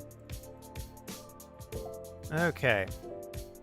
So our AC is still it's starting to really lag behind the normal AC numbers, but we have a lot more gear that we could technically overcome with. I'm really not looking for gear. I'm actually I'm trying to see if this actually works in PFS. Probably doesn't, because PFS requires us to take a couple of extra feats that we don't really need to take. when I do this with my normal homebrew rules. But I wanted to see what it would look like in a PFS environment. So next we can either take... So, hold on. Let's go ahead and level up to level 10. Skills are also subjective. You don't technically need to put skill ranks into what I'm putting into. It really depends on campaign. It is always recommended to put ranks into perception. You don't have to put ranks into spellcraft. Could be useful for later down the line when enemies are actually start casting spells. But, yeah. Let's see here. Yeah, we actually don't get anything that level. We'll have to wait till next level. So this is when we technically get access to... Actually, no. More skill points. So this is when,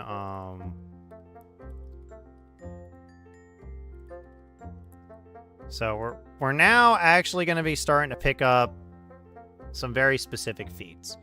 We're still under setup mode. But we should be able to pick up 2-weapon fighting now. If I can spell it right. I mean items, not features. Would help if I was in the right compendium. So we can actually pick up 2-weapon fighting, which will allow us to fight with two-handed weapons. Level 12 gives us another feat. We get another rank into that. And then with this, we can go ahead and pick up... We can actually already pick up improved 2-weapon fighting. Because we just needed a +6 BAB. Oh, wait, no, that's improved 2-weapon feint. Oh, we need improved 2-weapon fighting. Yeah.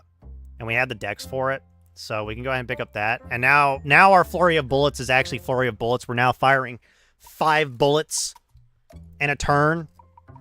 So we have officially gotten the flurry of bullets up and running. More skill ranks. It does really our skill ranks don't really matter anymore. And then we can also pick up greater 2-weapon fighting. If we really wanted to, we could pick it up now. For this build, it might actually be viable to pick up greater 2-weapon fighting.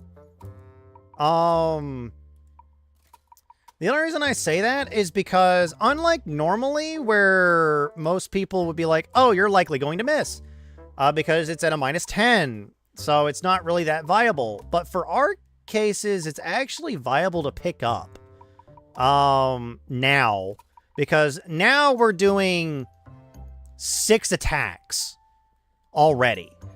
And then we go ahead and level up again. Get more skill ranks because we can. Do note that this is still PFS legal. Next level, since we're doing 6 attacks, it would actually be better if we pick up clustered shots. Clustered shots is PFS legal, and we need point blank shot and precise shot to pick it up anyway. So, clustered shots is actually going to be kind of a requirement here. Now, I don't know if... So, offhanded weapons usually take... So, I don't know the actual ruling on this because I don't think anyone's actually done this build. Or not.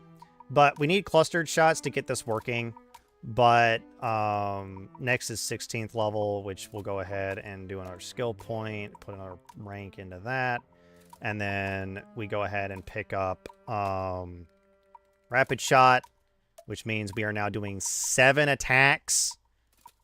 Actually, we're now doing 8 attacks in a round. That's 8 attacks in a round already. That's 8 attacks by the end of this. We get like 2 more feats. Or 3 more feats, I think. So we get another feat. Technically, we probably should pick this up earlier. But now would be a time to pick up like dodge.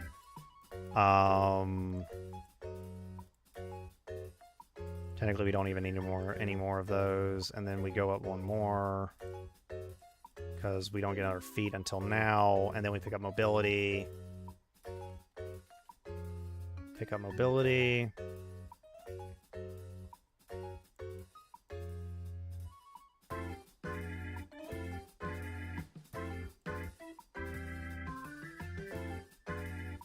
Mobility.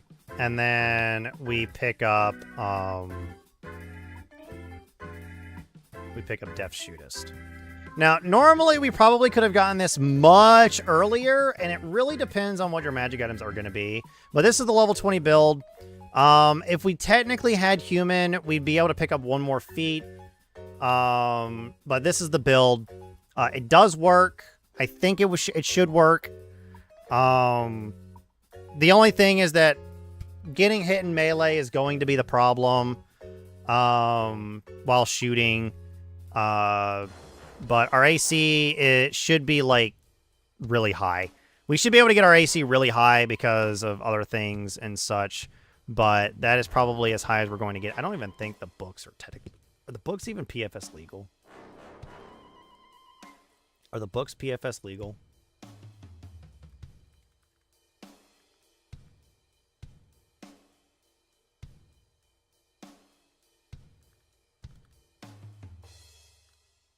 It's what? Manual of quick. Oh yeah, they are legal. So the books are legal, so you could technically get another +5 to your dex if you wanted to.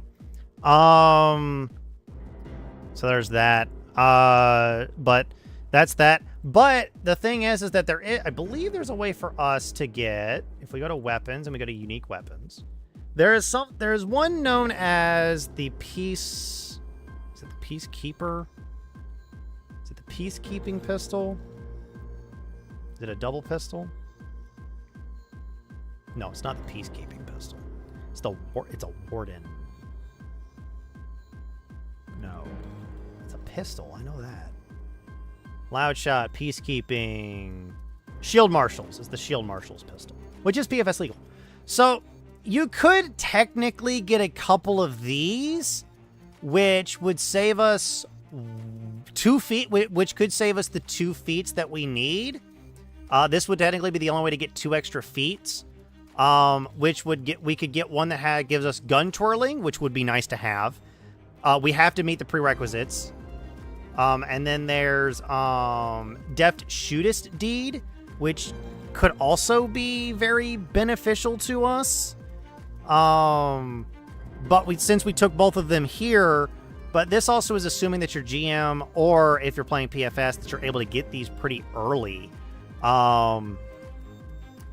Because if you get these, then you would need to retrain. If you get 2 of these and you actually get the ones that you want, which would mean you get double-barreled pistols, you would get double-barreled pistols rather than normal pistols. So you would need to retrain your rapid reload and your weapon focus feat in order to technically use them,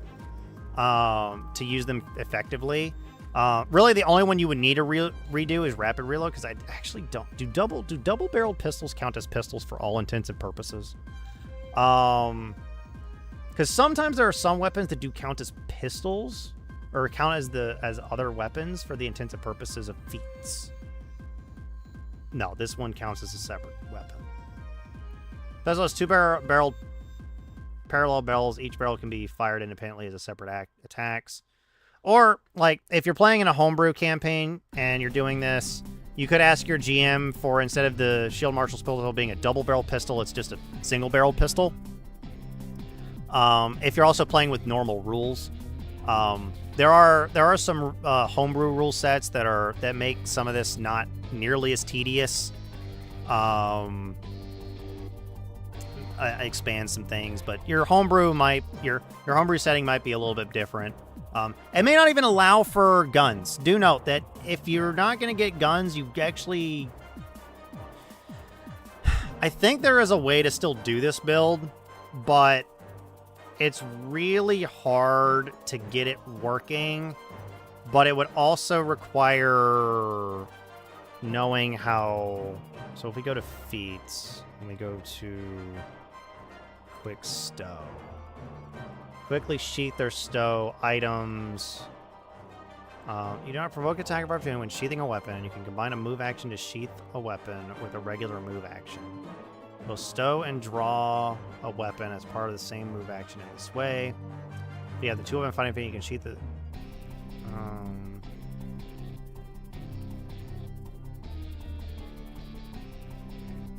Yeah, that's I think quick stow only has one entry too. Yeah. So, and I don't think there is.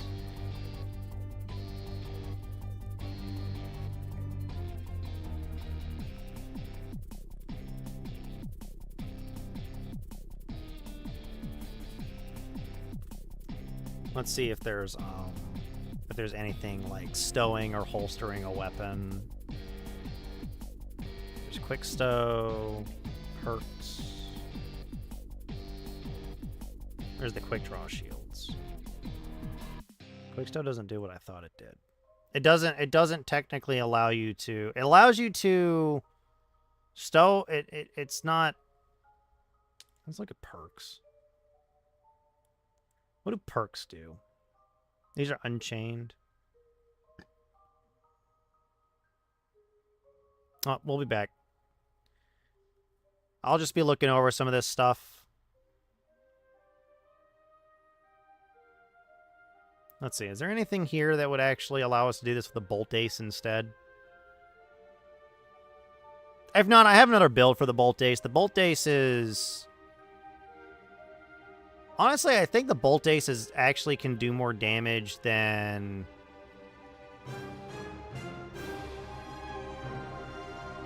even... Actually, come to think of it.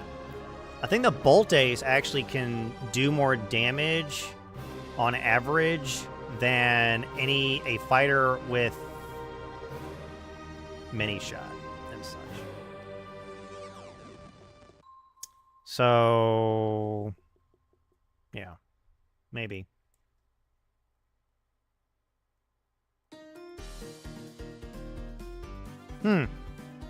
Very interesting in this, because I think the bolt ace actually does more damage.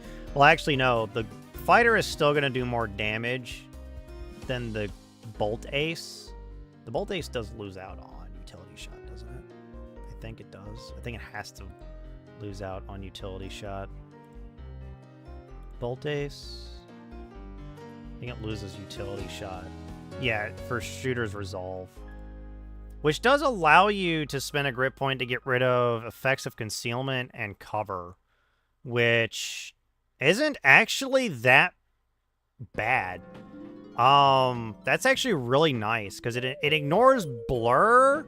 Allows you to ignore the effects of pretty much blur and soft cover and anything like total concealment and total cover is actually not that bad to ignore.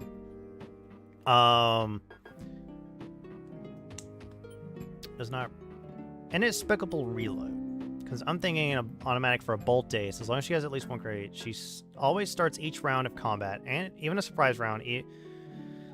Some amount of time needed to reload a crossbow decreases by one step. A standard action becomes a move action becomes a swift action becomes a free action becomes a no action. Becomes not an action. So what's the not an action? So if it becomes not an action, that means we can do it anytime we want. So it's all meaning that it's always assumed that the crossbow is loaded. The issue is, well, technically, we would need a way to stow a weapon as a free action. That's the main thing, is that we don't have a way of stowing a weapon as a free action.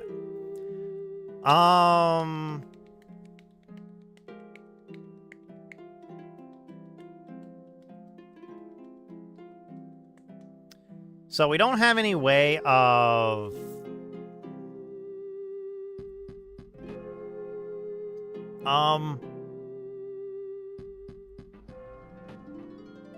Because what you could do...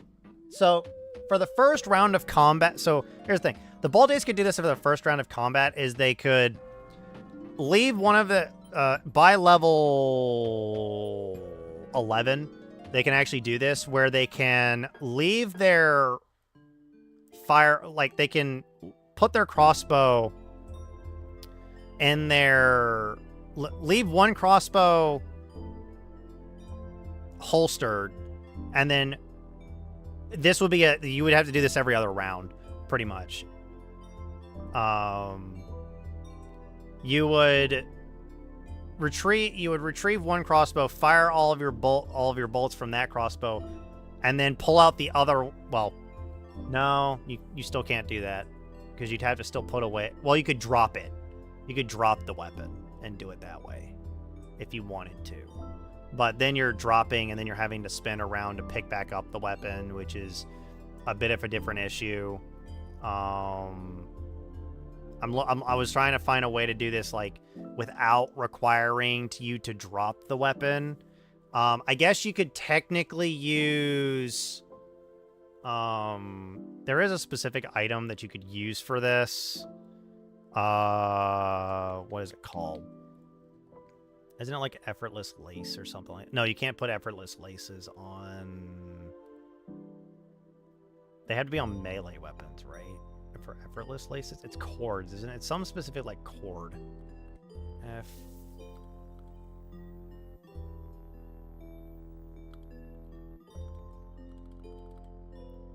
How do you spell effort?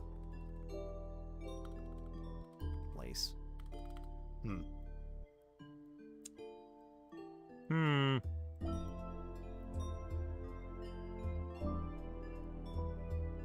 I thought it was is it a wrist item slot?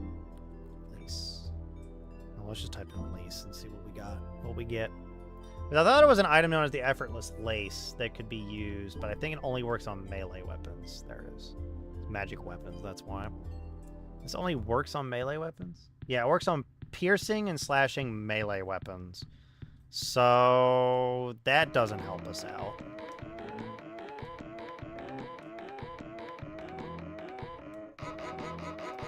Okay, so that doesn't work.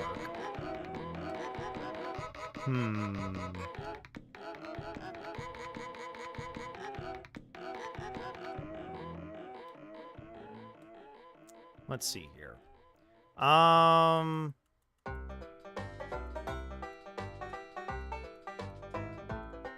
Oops.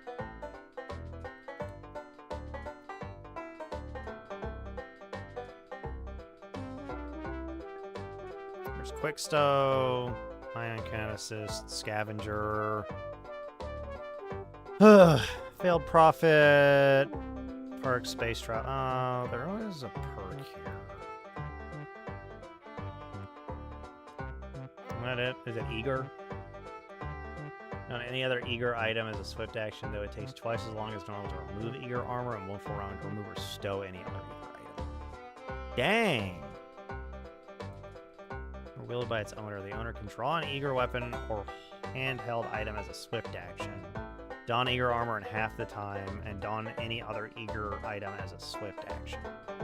Well, that could technically be helpful, but that's drawing, and stowing the weapon is what we really wanted. We wanted we wanted faster stowing. Technically, I think people say that you could do this with Tiefling, because Tiefling get access to prehensile tail. Hang on, let me find it. Tiefling.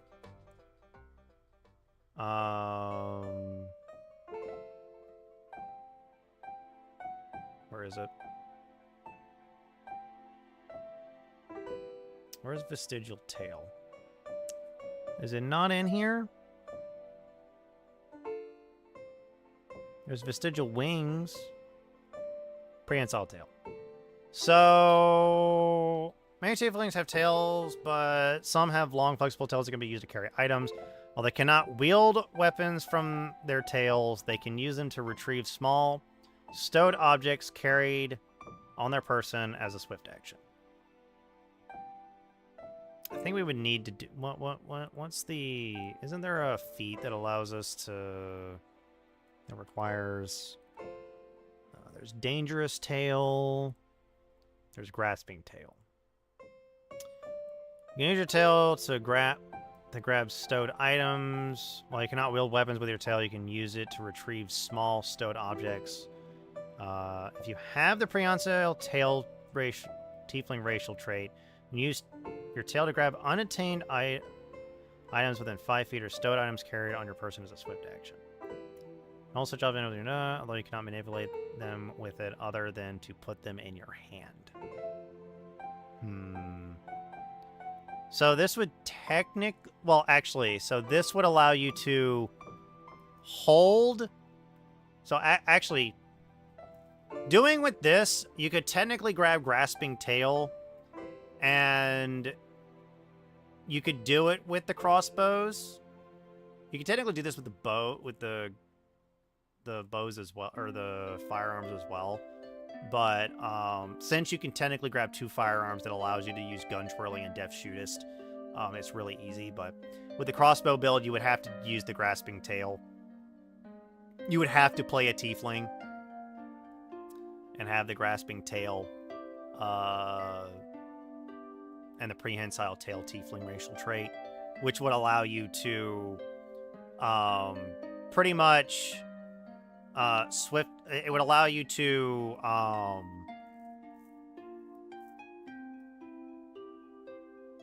probably would still take 2 rounds, but this would at least allow you to like pick up an unattended object as a swift action within 5 feet. So it just requires a little bit more. Because you actually don't need dodge and mobility and deft shootist and dazzling display and gun twirling as that one. You just need the quick draw so that you can draw a weapon as a free action.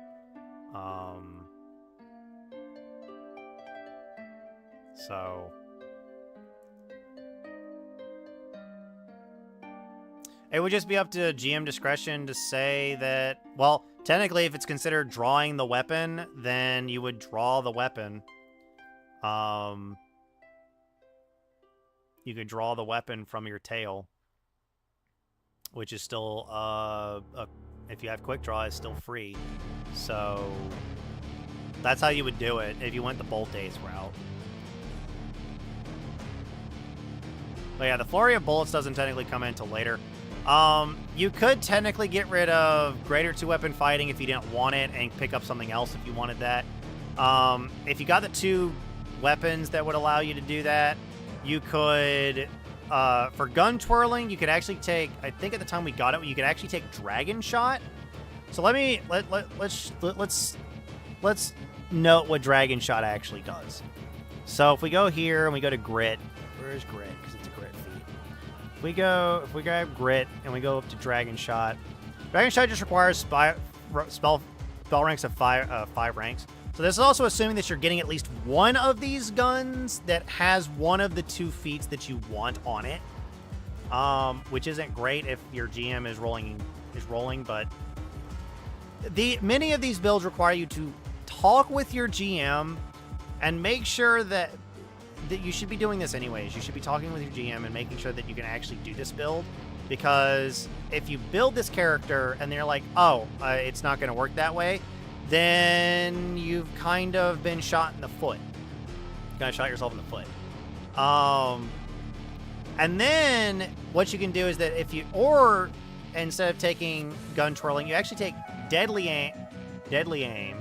But as a human, if you did this as human, which you could do, you could instead grab deadly aim.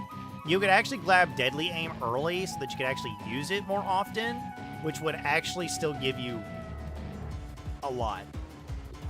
Human would technically would give us another feat that we could use. I don't think there's any other race that gives us another feat in general, unless there's one that gives us a weapon focus feat for free. But I don't think there is. Well, actually, we might be able to get a weapon focus feat for free. Let's look at Half Elf. Maybe Half Elf will give us a free weapon focus feat.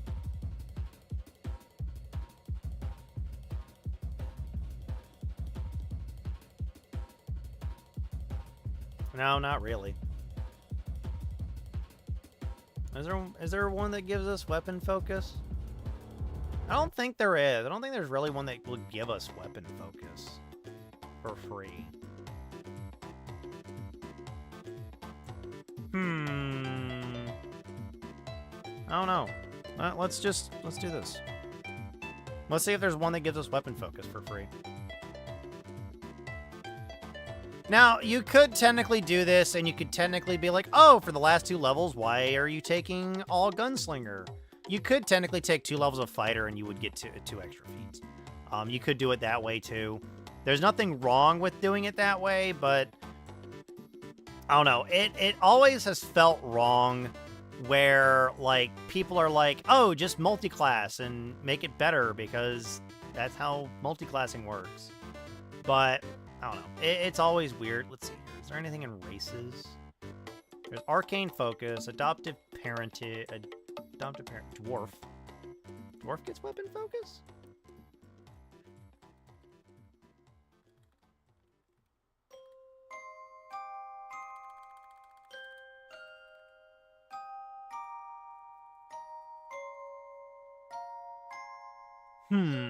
Guess not.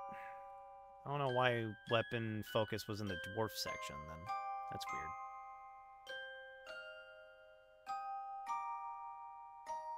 Unless it's under adoptive parent. Oh, that's the human one.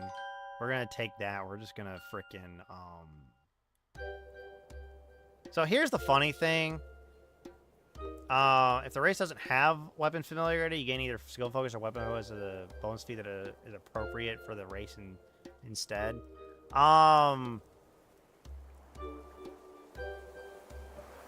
If you're gonna get weapon familiarity from adoptive parentage, you could still... The funny thing is that it does give you the race's language, so it could be worth to do that. Because getting weapon familiarity, because then you could take something like Dwarven, and then you count as a orc, or like have half orc, Dwarven, or Elven, and you can get one of those weapons for free. Actually, this could be a really good one for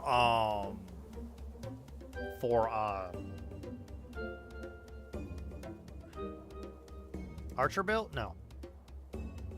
It's gonna be useful for any like druid. If you're playing a druid and you're and you can say, "Oh, I'm adopted by elves," so you can actually get bows, which is the only thing that I would actually say is really useful. Is that because druids aren't normally proficient with bows, which I guess makes somewhat kind of sense, but it's not great if you're trying to play a ranged build or a ranged character. So. Because then you don't have to waste a feat. Because then you don't have to waste a feat to get it. You do lose a feat, which is fine in my honest opinion. Losing the feat in order to gain access to like bows, short bows, rapiers, and stuff like that. And then making all elven weapons considered martial weapons. That could be useful if you're playing like a fighter build. And you're going for that. I mean, there's that, but if you're going to be picking up exotic weapon proficiency anyway, and you're picking up a weapon that is already part of these, then this would actually be very useful because you get to pick the race's language and gain that race's feat. You have to choose a humanoid race without the human subtype, which means technically you would have to pick elf, dwarf, orc. You can actually pick, like, rat folk. You can actually pick any humanoid race. Lizard folk could also be kind of funny. If lizard folk actually existed, but they don't. Kobolds. That'd be funny. Gnomes. Halflings. I don't think halflings have weapon familiarity. I think they're one of the few races that don't. I think they're, like... Humans are, like, the only ones that don't have a weapon familiarity with them. I don't even think halflings have one. Do they? No, they do. They have halfling familiarity.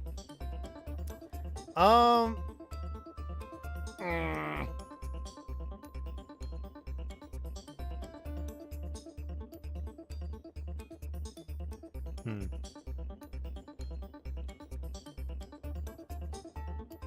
Just trying to see if there's a way to get weapon focus early or for free. There probably is. That's in PF. That's PFS legal. Let me rephrase that.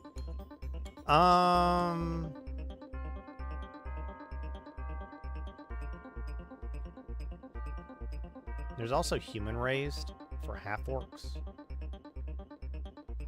which I don't think gives us weapon focus.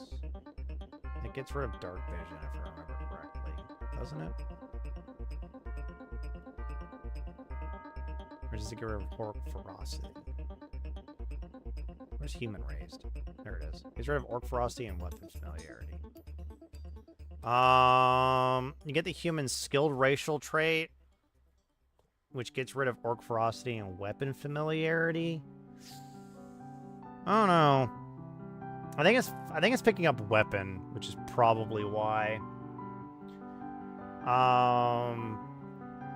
Or the orc's weapon familiarity is not too bad because the only thing that you're gonna have to spend a feat anyway to get some of the weapons that you're gonna want depending on your class.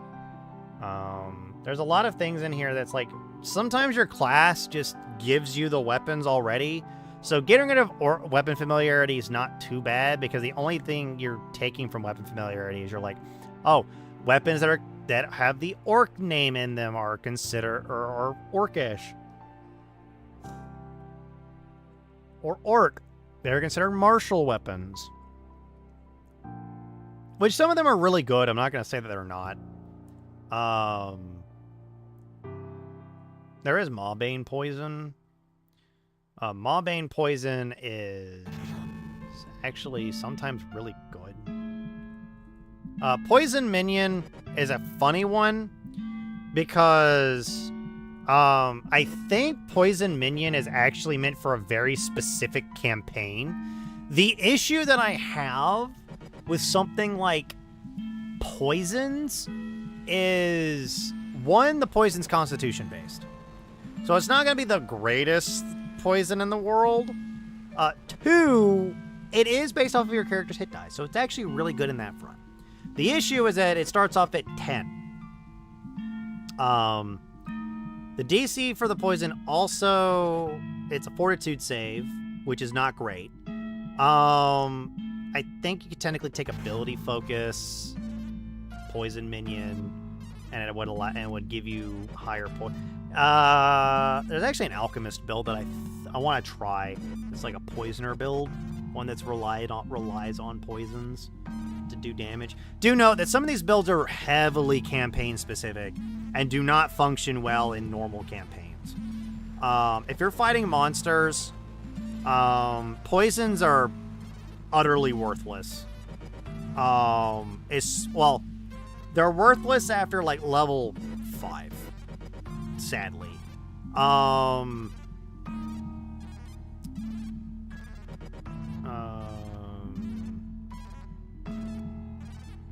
There's actually a lot of races that can take this. Getting rid of Elven Magic and Weapon Familiarity. Getting rid of Defensive Training and Hardy. Defensive Training, No Magic and Illusion Resistance. Elven Immunities and Keen Senses. Orc Ferocity and Weapon Familiarity. And humans just give up Skilled. I don't know. I feel like that some of these halflings... Oh, so halflings actually can't take poison minion. Good to know. I think getting rid of skilled for poison minions actually our best option. Because, I don't know. It's this weird dichotomy that, like, poison minion's supposed to be like a +2 and skilled's a +2 and all. But for some odd reason, you get rid of defensive training, gnome magic, and illusion resist. You get, like, rid of 3 things instead of just 2 things for gnome. It's like, why? All of those are +1s. Unless skilled is a +3 racial ability? I don't know. It's weird. Things are sometimes weird, broken, and don't make sense. Which is... Or unless it's a +4, and skill's a +4 as well, which would mean that defensive training and hardy are +2 each. Elven magic and weapon familiarity are +2 each. Defensive training, no magic, and illusion resistance are probably +2, +1, +1. Elven immunities is probably +2. or ferocity and weapon familiarity would be +2s each. And then drow immunities, light blindness, spell resistance, and weapon familiarity. I mean, that just tells me that you have to get rid of 4 things, and drows just have to get rid of so much because it's like +2, -4. I think that's a +3 and a +1 or something like that. I don't know. Poison resistance, poison minion is weird. It's a weird racial trait. Just some like weird inconsistencies in game. Like the thing is that if we built a character strictly towards poisoning people, we could probably get this to work. The only issue is that then you're not going to be able to hit shit. And it's like the issue is that you want to know what this build works best on frickin' kineticist. Surprisingly, kineticist actually makes this one work. Unlike it, I don't know how the Pathfinder 2e version of kineticist works. I know we got done with this build. Now I'm just talking about like weird things that are in the game. Kineticist is actually the only caster-like character that uses Constitution. So if you're going like a caster-focused kineticist, yeah, you're gonna probably be good at poisoning people. I don't think there's like a element for poisoning people in as the kineticist. I don't know. I haven't played kineticist yet, and I really don't have an opinion on one. It doesn't make sense to me. So yeah, there's really no sense for me to play it yet. Although I think for the ability of like, I do one thing, I cast one thing, and it gets infused and does a whole bunch of these cool abilities, like from Warlock, like with Eldritch Blast. Kineticist is their analog for that kind of combat, but the flavor of Warlock is in Witch. The flavor of you're serving a patron, that's the Witch. The witches serve a patron of some sort. So always remember that. But yeah, there's like a lot more classes that we could easily do theorycraft builds and all that with. Just like general sense and all that. And feats are like really hard and the game gets really tedious and all that.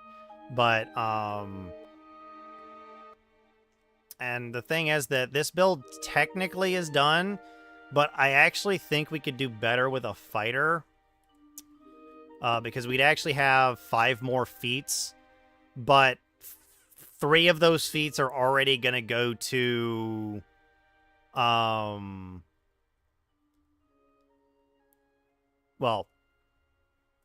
one of those feats has to pick up Amateur Gunslinger. 3 of those feats have to go pick up Greater Weapon Focus, Weapon Specialization, and Greater Weapon Specialization, because we're going to fucking need them. So we technically only have 1 extra.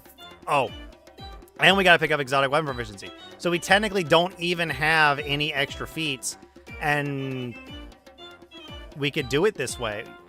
Although we don't technically need Deft Shootist for it.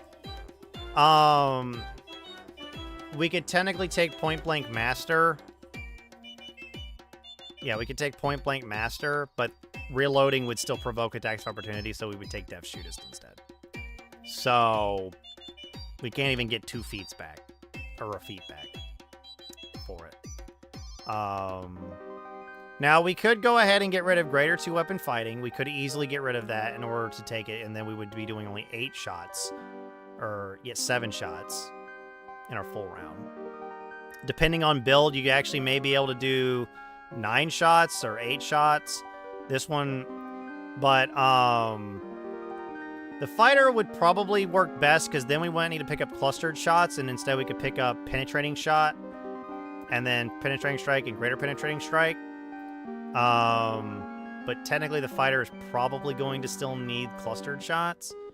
There is another way to build this character. And for most, it's probably better just to not do it this way. Because you have to pick up gun twirling. Or you have to play a tiefling.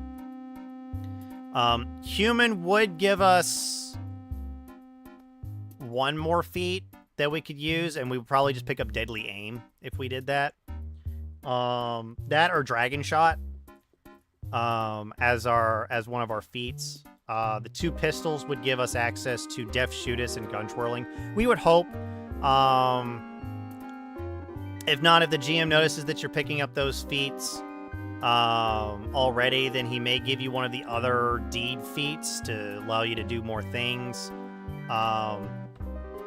That is also, of course, if your GM is willing, and the thing is that depends on game if you're actually even going to be able to upgrade some of the other weapons. But you're going to need clustered shots, because clustered shots pretty much allows you to add up all of the damage that you just did with it and then call it a day. So if we look at this build, it's not bad, but I don't think it really works in our favor to do it this way, because it just takes too many feats, and it requires all 20 levels to really come online, because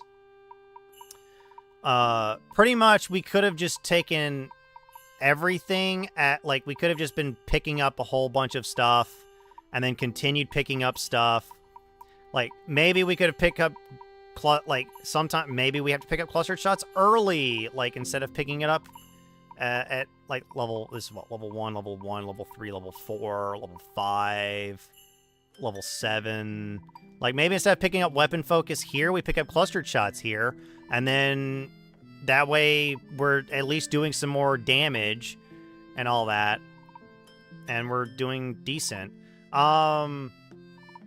The other thing is the only real reason why we have the 2-weapon fighting here is that it could be we could actually get away with only having one of the 2-weapon fighting feats, because what we could do is, if we find that there's a whole bunch of enemies sitting, we could instead pull out a dragon pistol.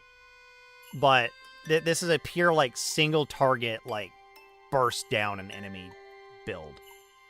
Pistols also only do a 1d8, but we're doing 1d8 plus whatever our dex modifier is.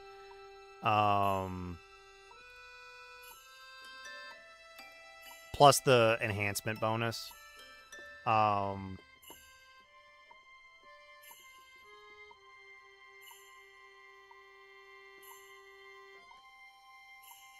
So yeah, really up to GM, and when we crit, it just does a crap ton of damage. So let me actually get the So let's actually get these into our. Let's go ahead and create some attacks for these, so that we can actually see how much damage we're actually doing. So what we're gonna do is we are gonna go ahead and put weapon focus in, and then we're gonna minus, and then we're gonna minus 4 for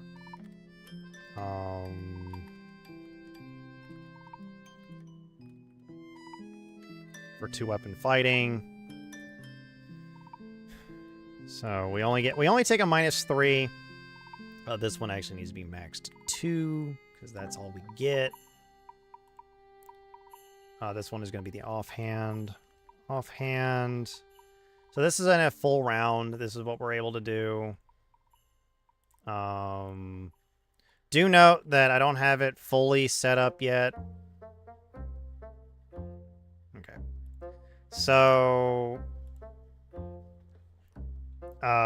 we'll assume that we've got a +5 weapon. So all we got to do is we got to increase this to +5. Assume we got a +5 weapon. So that means that we're doing that, and we're doing quite a bit of damage. We can also assume that we got the book that increases our.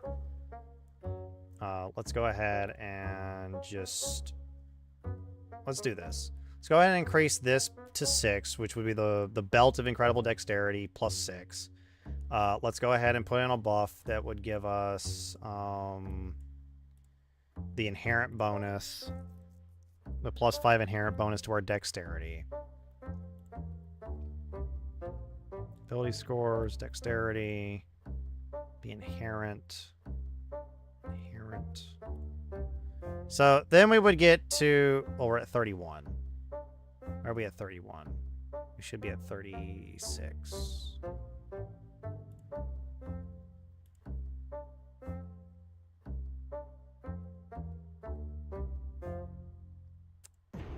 Why is our dexterity not...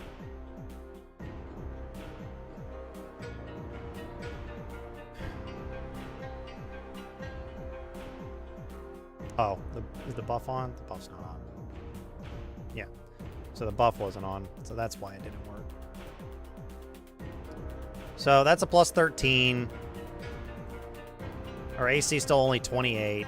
We can actually increase our AC by literally getting rid of this and just giving ourselves the Haramaki instead. Browse items.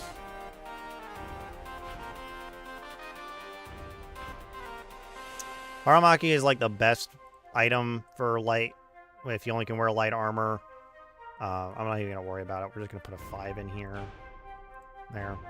And now our AC's up. Why is our AC not higher? Oh, it's because we were on a medium load still. We'll just take that off. Yeah. Now our AC's 38.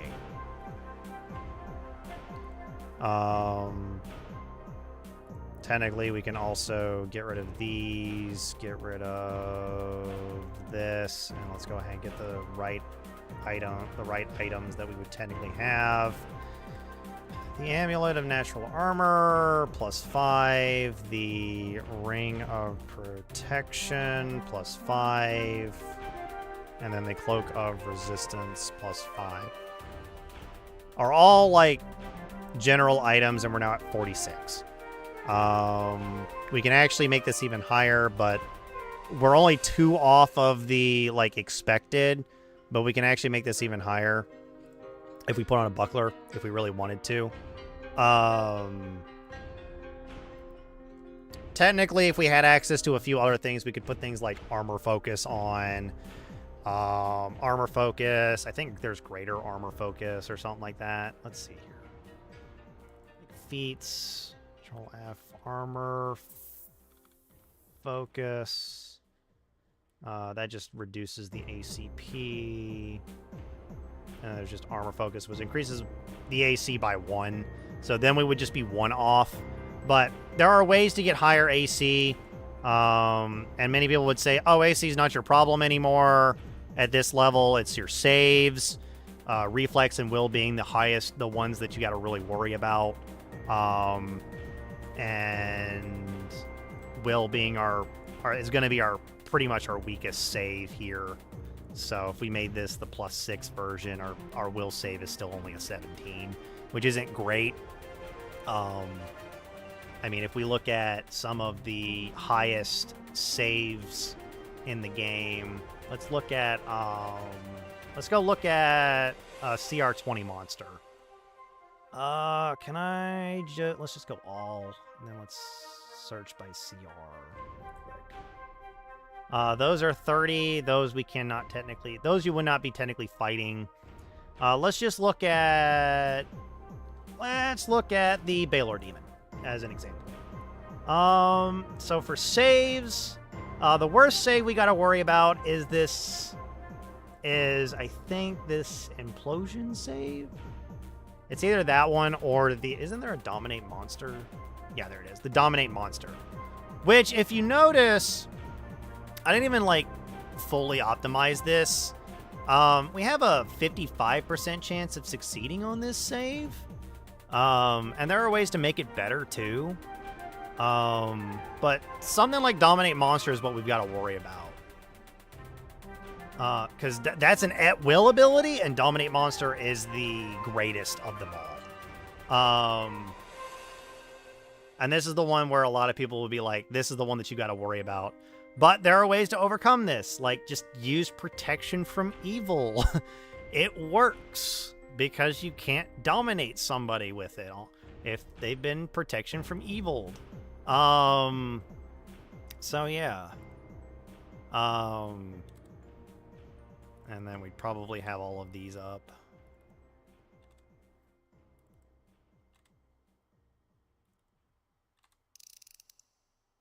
So there we go. Our spellcraft's not going to be great, but I think that's actually a lot. What happens if we roll this? What level spell can we actually identify up to? Even if we roll like a nat 1. Am I going to be able to like tell when if... Can I actually make it roll a nat 1? No, I won't. I'll have to keep rolling until it... Well, there's a nat 20.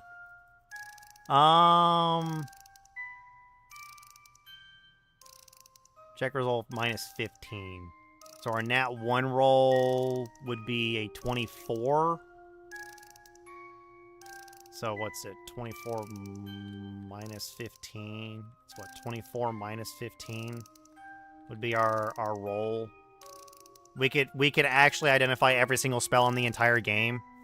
So I would say that you don't ever... If your character is looking to just identify magic in general, you don't really need that high of an intelligence to identify magic of equal level, because even at one rank, the issue is that in order to identify a first level spell, we need to roll a 16 in order to identify a first level spell. So it becomes easier to identify when something's being cast, because the spell levels go up every like odd level, but you're getting closer and closer to that 15 every 2 levels.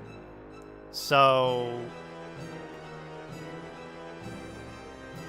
I mean, you won't be able to, like, for this character, you won't be able to, like, identify leveled spells on a regular basis until you get a 13? Is it 12? Is it actually a 12? Yeah, a 12. And 11, like, a level 11, you'll be able to, like, identify some things. But by 20th level, you'll be able to identify every single spell in the game, no matter what, depending on your role. There are ways to make that spellcraft higher. I believe there are. I don't know if there's actually any way to make spellcraft higher. But for those of you that have only played 5th edition, the reason why I don't like 5th edition sometimes, it's because one of, if not the hardest monster in the bestiary, or the monster manual, the original monster manual. Is the Tarrasque no longer under T's? It may not be. We'll go to... Oh, it's probably under unique. Probably a unique monster now. Is it a unique monster now? No, it's not a unique monster either. Okay, so we'll go to all, CR. So I believe in 5th edition, or D&D 1, the Tarrasque. Why is the Tarrasque not on here? Oh, there it is. It's a Herald now. That's why. So the Tarrasque is a CR 25 monster. And, it's got a frightful presence of DC 27, which is a will save. It's actually got a really low will save. For a monster that has 30 hit die, it's got a really low will save. Which tells me that its wisdom is not that high. It also has a 3 intelligence, so technically it could be reasoned with if you really wanted to try to reason with it. But you can't. But as you can see, this is I don't know why they got rid of this functionality in 5th edition, like regeneration. I don't even know. Do trolls have regeneration in 5th edition? I do have a D&D Beyond account. Do trolls have regeneration? Or are they just vulnerable to fire now? Did they get rid of... can I just look up troll? No? Sources. Monster Manual. Yes, I have a lot of the books. I bought them before the whole fiasco. Troll! Oh, trolls do have regeneration. But what does regeneration do? Roll against 10 hit points at the start of its turn. The troll takes acid or fire damage. This trait does not function. So trolls get regeneration, but why does the Tarrasque not get regeneration? They literally nerfed the Tarrasque. I mean, this Tarrasque has 676 hit points, which is more than this one's. But the Tarrasque doesn't have regeneration. It has no regeneration. And this is a creature that's meant to be fought at level 20 with, like, a substantial... Like, this creature is supposed to be able to kill a level 20 party with ease. And it likely won't be able to.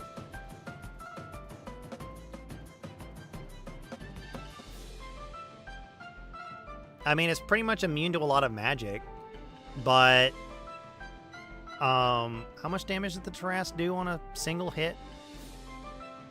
It does 28 damage, 32 damage. That's piercing or slashing. Well, actually, it technically does like 4 hits.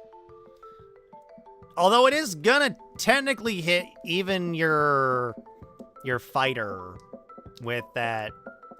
So let's say a fighter, yeah, they're gonna blow through that freaking fighter. The AC is not. AC can easily be hit. It only has a, well.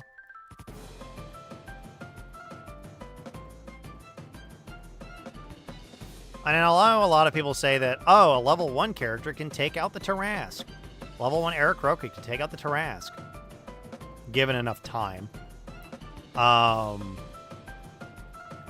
I believe it's save. What's the average save for a level 1? Because they say level 1 Bard with Vicious Mockery could absolutely kill a Tarrasque given enough time.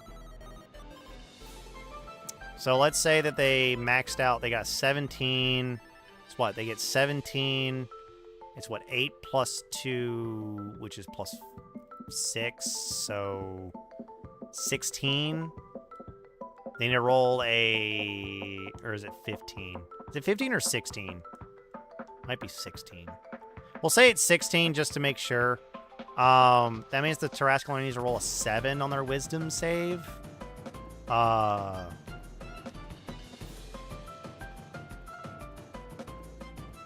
It also has the ability to just move.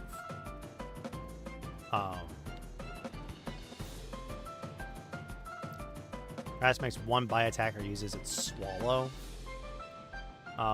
Move. The Tarrasque moves up to half its speed. It doesn't have a fly speed. It only has a land speed. So technically, and it has a 40-foot land speed. So the thing is that, like, I would honestly just give the Tarrasque a ranged option that's 120 feet. Call it a day. It has blindside up to 120 feet, so it will know where the Bard is. It does have a passive perception of 10, but blindside just pretty much negates anyone trying to stealth up to it.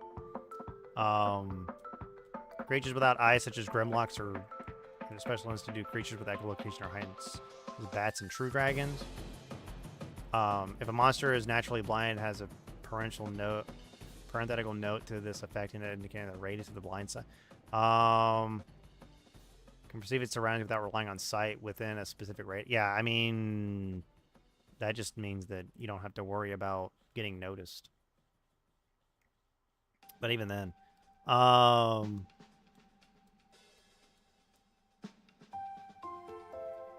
mean, even the save for the Constitution saving throw is a DC 20, which by level 20, a character and a con save, let's say, probably has a +5, unless they're a barbarian, then they got a +7, +6, which is 13. So, or it's like either the highest you need to roll is a 3 or a 5, or you need to roll like an 18, because you probably don't have Constitution as a skill.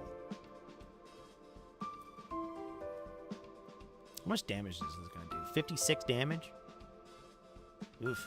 Acid damage, too. I mean, unless you're immune to acid damage, which is rare. Or resistant to it. But yeah, that's the only thing, is that, like, this creature has 676 hit points, but I believe it's immune to non-magical attacks. It's also immune to fire and poison. It's not immune to anything else, though. But things like, I don't even know if there's, like, abilities that give, like, energy drain or ability drain or negative levels or anything like that. Like, does the Lich have, like, the ability to drain your vitality? I'm just curious, because I actually don't know. I don't know if it has any of this. It has rejuvenation. It has paralyzing touch, fright. That's frightening. So it just has the paralyzing touch. There's no negative level. There's no energy drain. They got rid of energy drain in 5th edition. Okay, got it. I know I'm supposed to be talking about Pathfinder, and I went and talked, and I'm now starting to talk about frickin' 5th edition. But I'll really try to see what the differences are between the two. A Lich is actually a challenge 21 creature, which means a character, okay. So, here's the funny thing.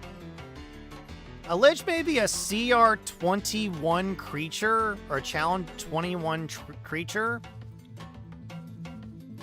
when the Lich in Pathfinder is a CR 12 creature.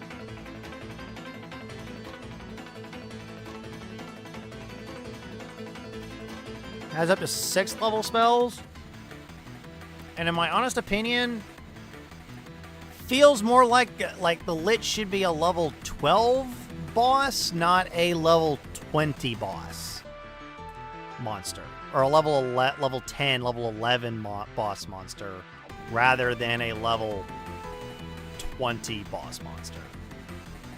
Because you can have a Lich that is, like, technically 10th level, but due to them going easy on the party, you could easily have them one up the Lich or something like that. I don't know. It's just weird. I find it really weird that a Lich is supposed to be like over level 20. Is this the D&D Beyond? Is this the 1 D&D version of the Lich, or is this the Bestiary Monster Manual version? I don't know. I can't really tell. I don't know if this is the 1 D&D version or if this is the other version. Why does it only have 3 cantrips? Shouldn't it have 4 cantrips?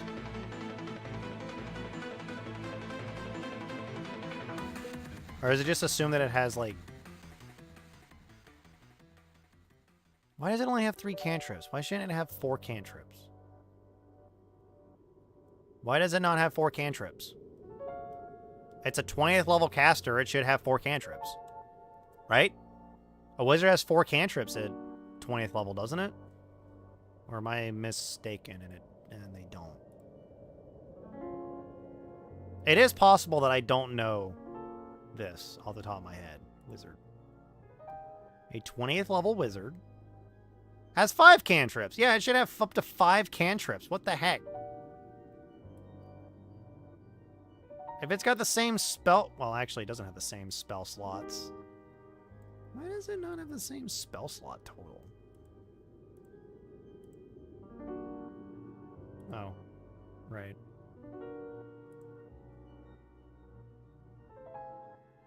Things don't make sense.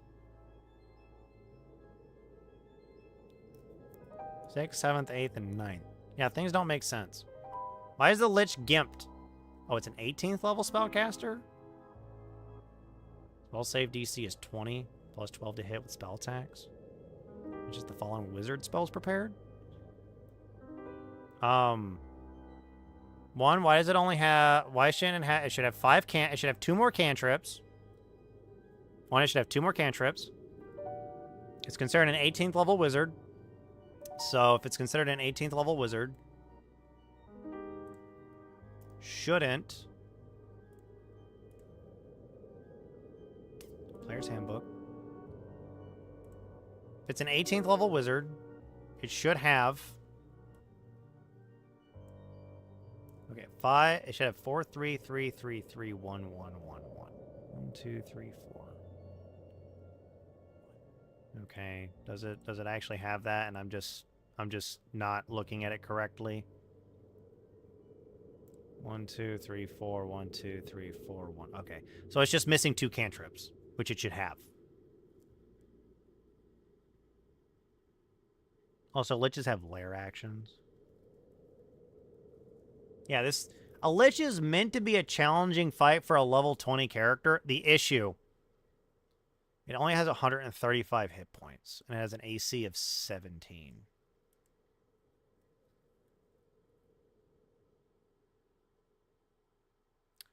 Feels like that it's kind of weak. Oh, but it's got power word kill. Yeah, power word kill doesn't work that well. Unless it has 100 hit points or fewer. And given that... Actually...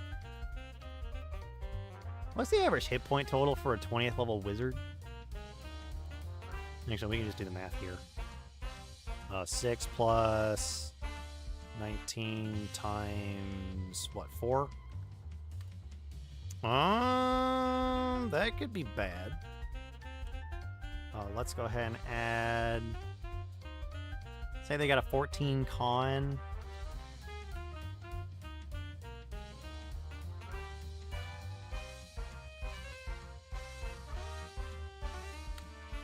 Okay. Maybe the 20th level wizard won't die, but power word kill is kind of OP, in my honest opinion. Does this lich have UMD? It has Scribe Scroll. I don't think it's got UMD. No, it doesn't. It doesn't have use magic device. It has Boots of Levitation, Headband of Vast Intelligence with Perception as the skill? Nice. Also, this lich has an AC of 23. So I don't know why. I just don't understand. I do not understand. I don't understand. As well, Circle of Death does something different.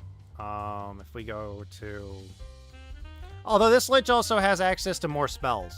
Like, although it can only it can cast these spells infinitely. It can cast this spell 3 times, this spell twice, this spell twice. It can cast these spells... Well, I cast these 2 already.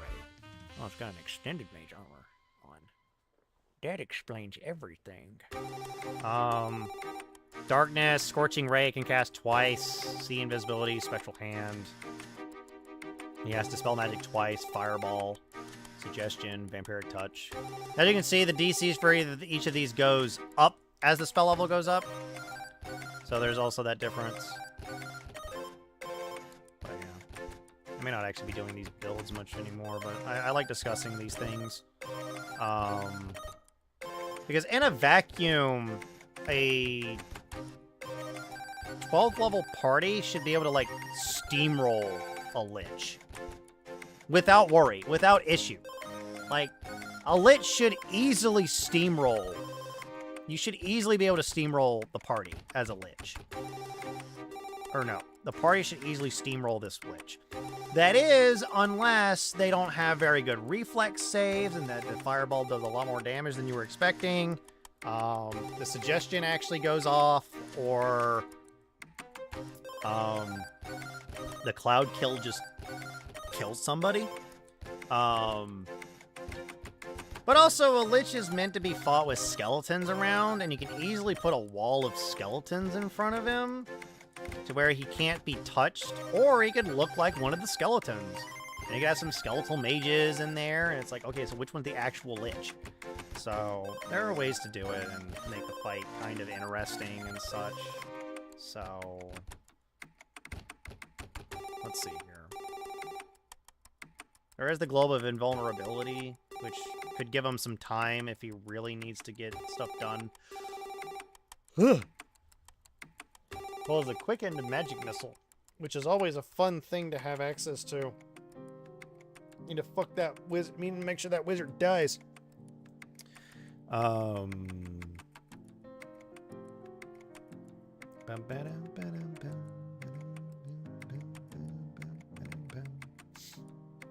Alrighty, we got an ad break. I think this will probably be the last ad break, and then we'll find somebody to raid, because I don't really have much else to talk about with this build.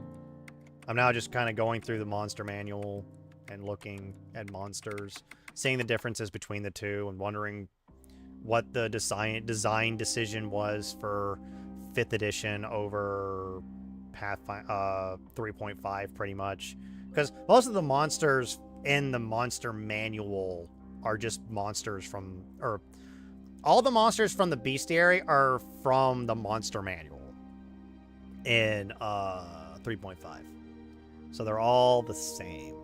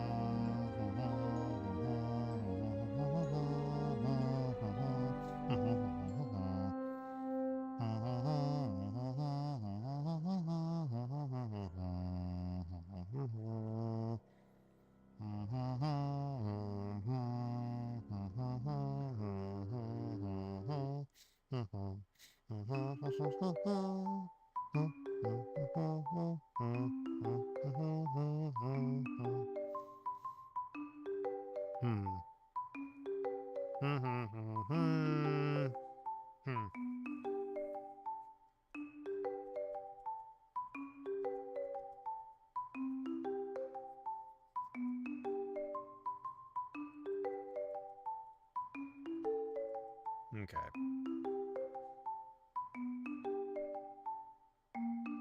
Also, the Lich is considered to be a human Lich Necromancer 11, which is just a wizard art, which is just a wizard sub-school. Does it have animate dead? Solitary. Although technically I would give a Lich, like, some minions. Some skeletal minions. Zombies. Skeletons. All that kind of stuff.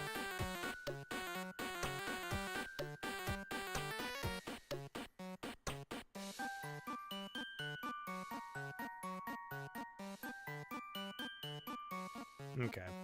It also has a really high damage reduction. So...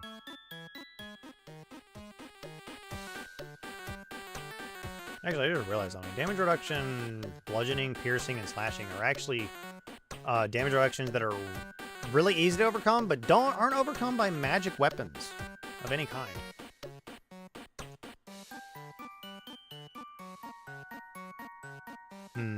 Anyway. We're gonna go ahead and find somebody to raid real quick. I don't really have much to discuss about. So let's see who's alive. I'll likely be moving this to a different day.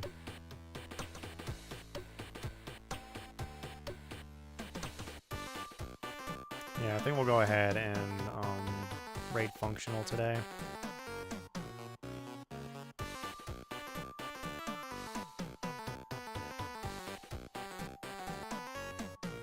Okay, we'll go ahead and raid functional and have it all done. He's playing Lego Star Wars, the complete saga. So go ahead and give him some love. See ya.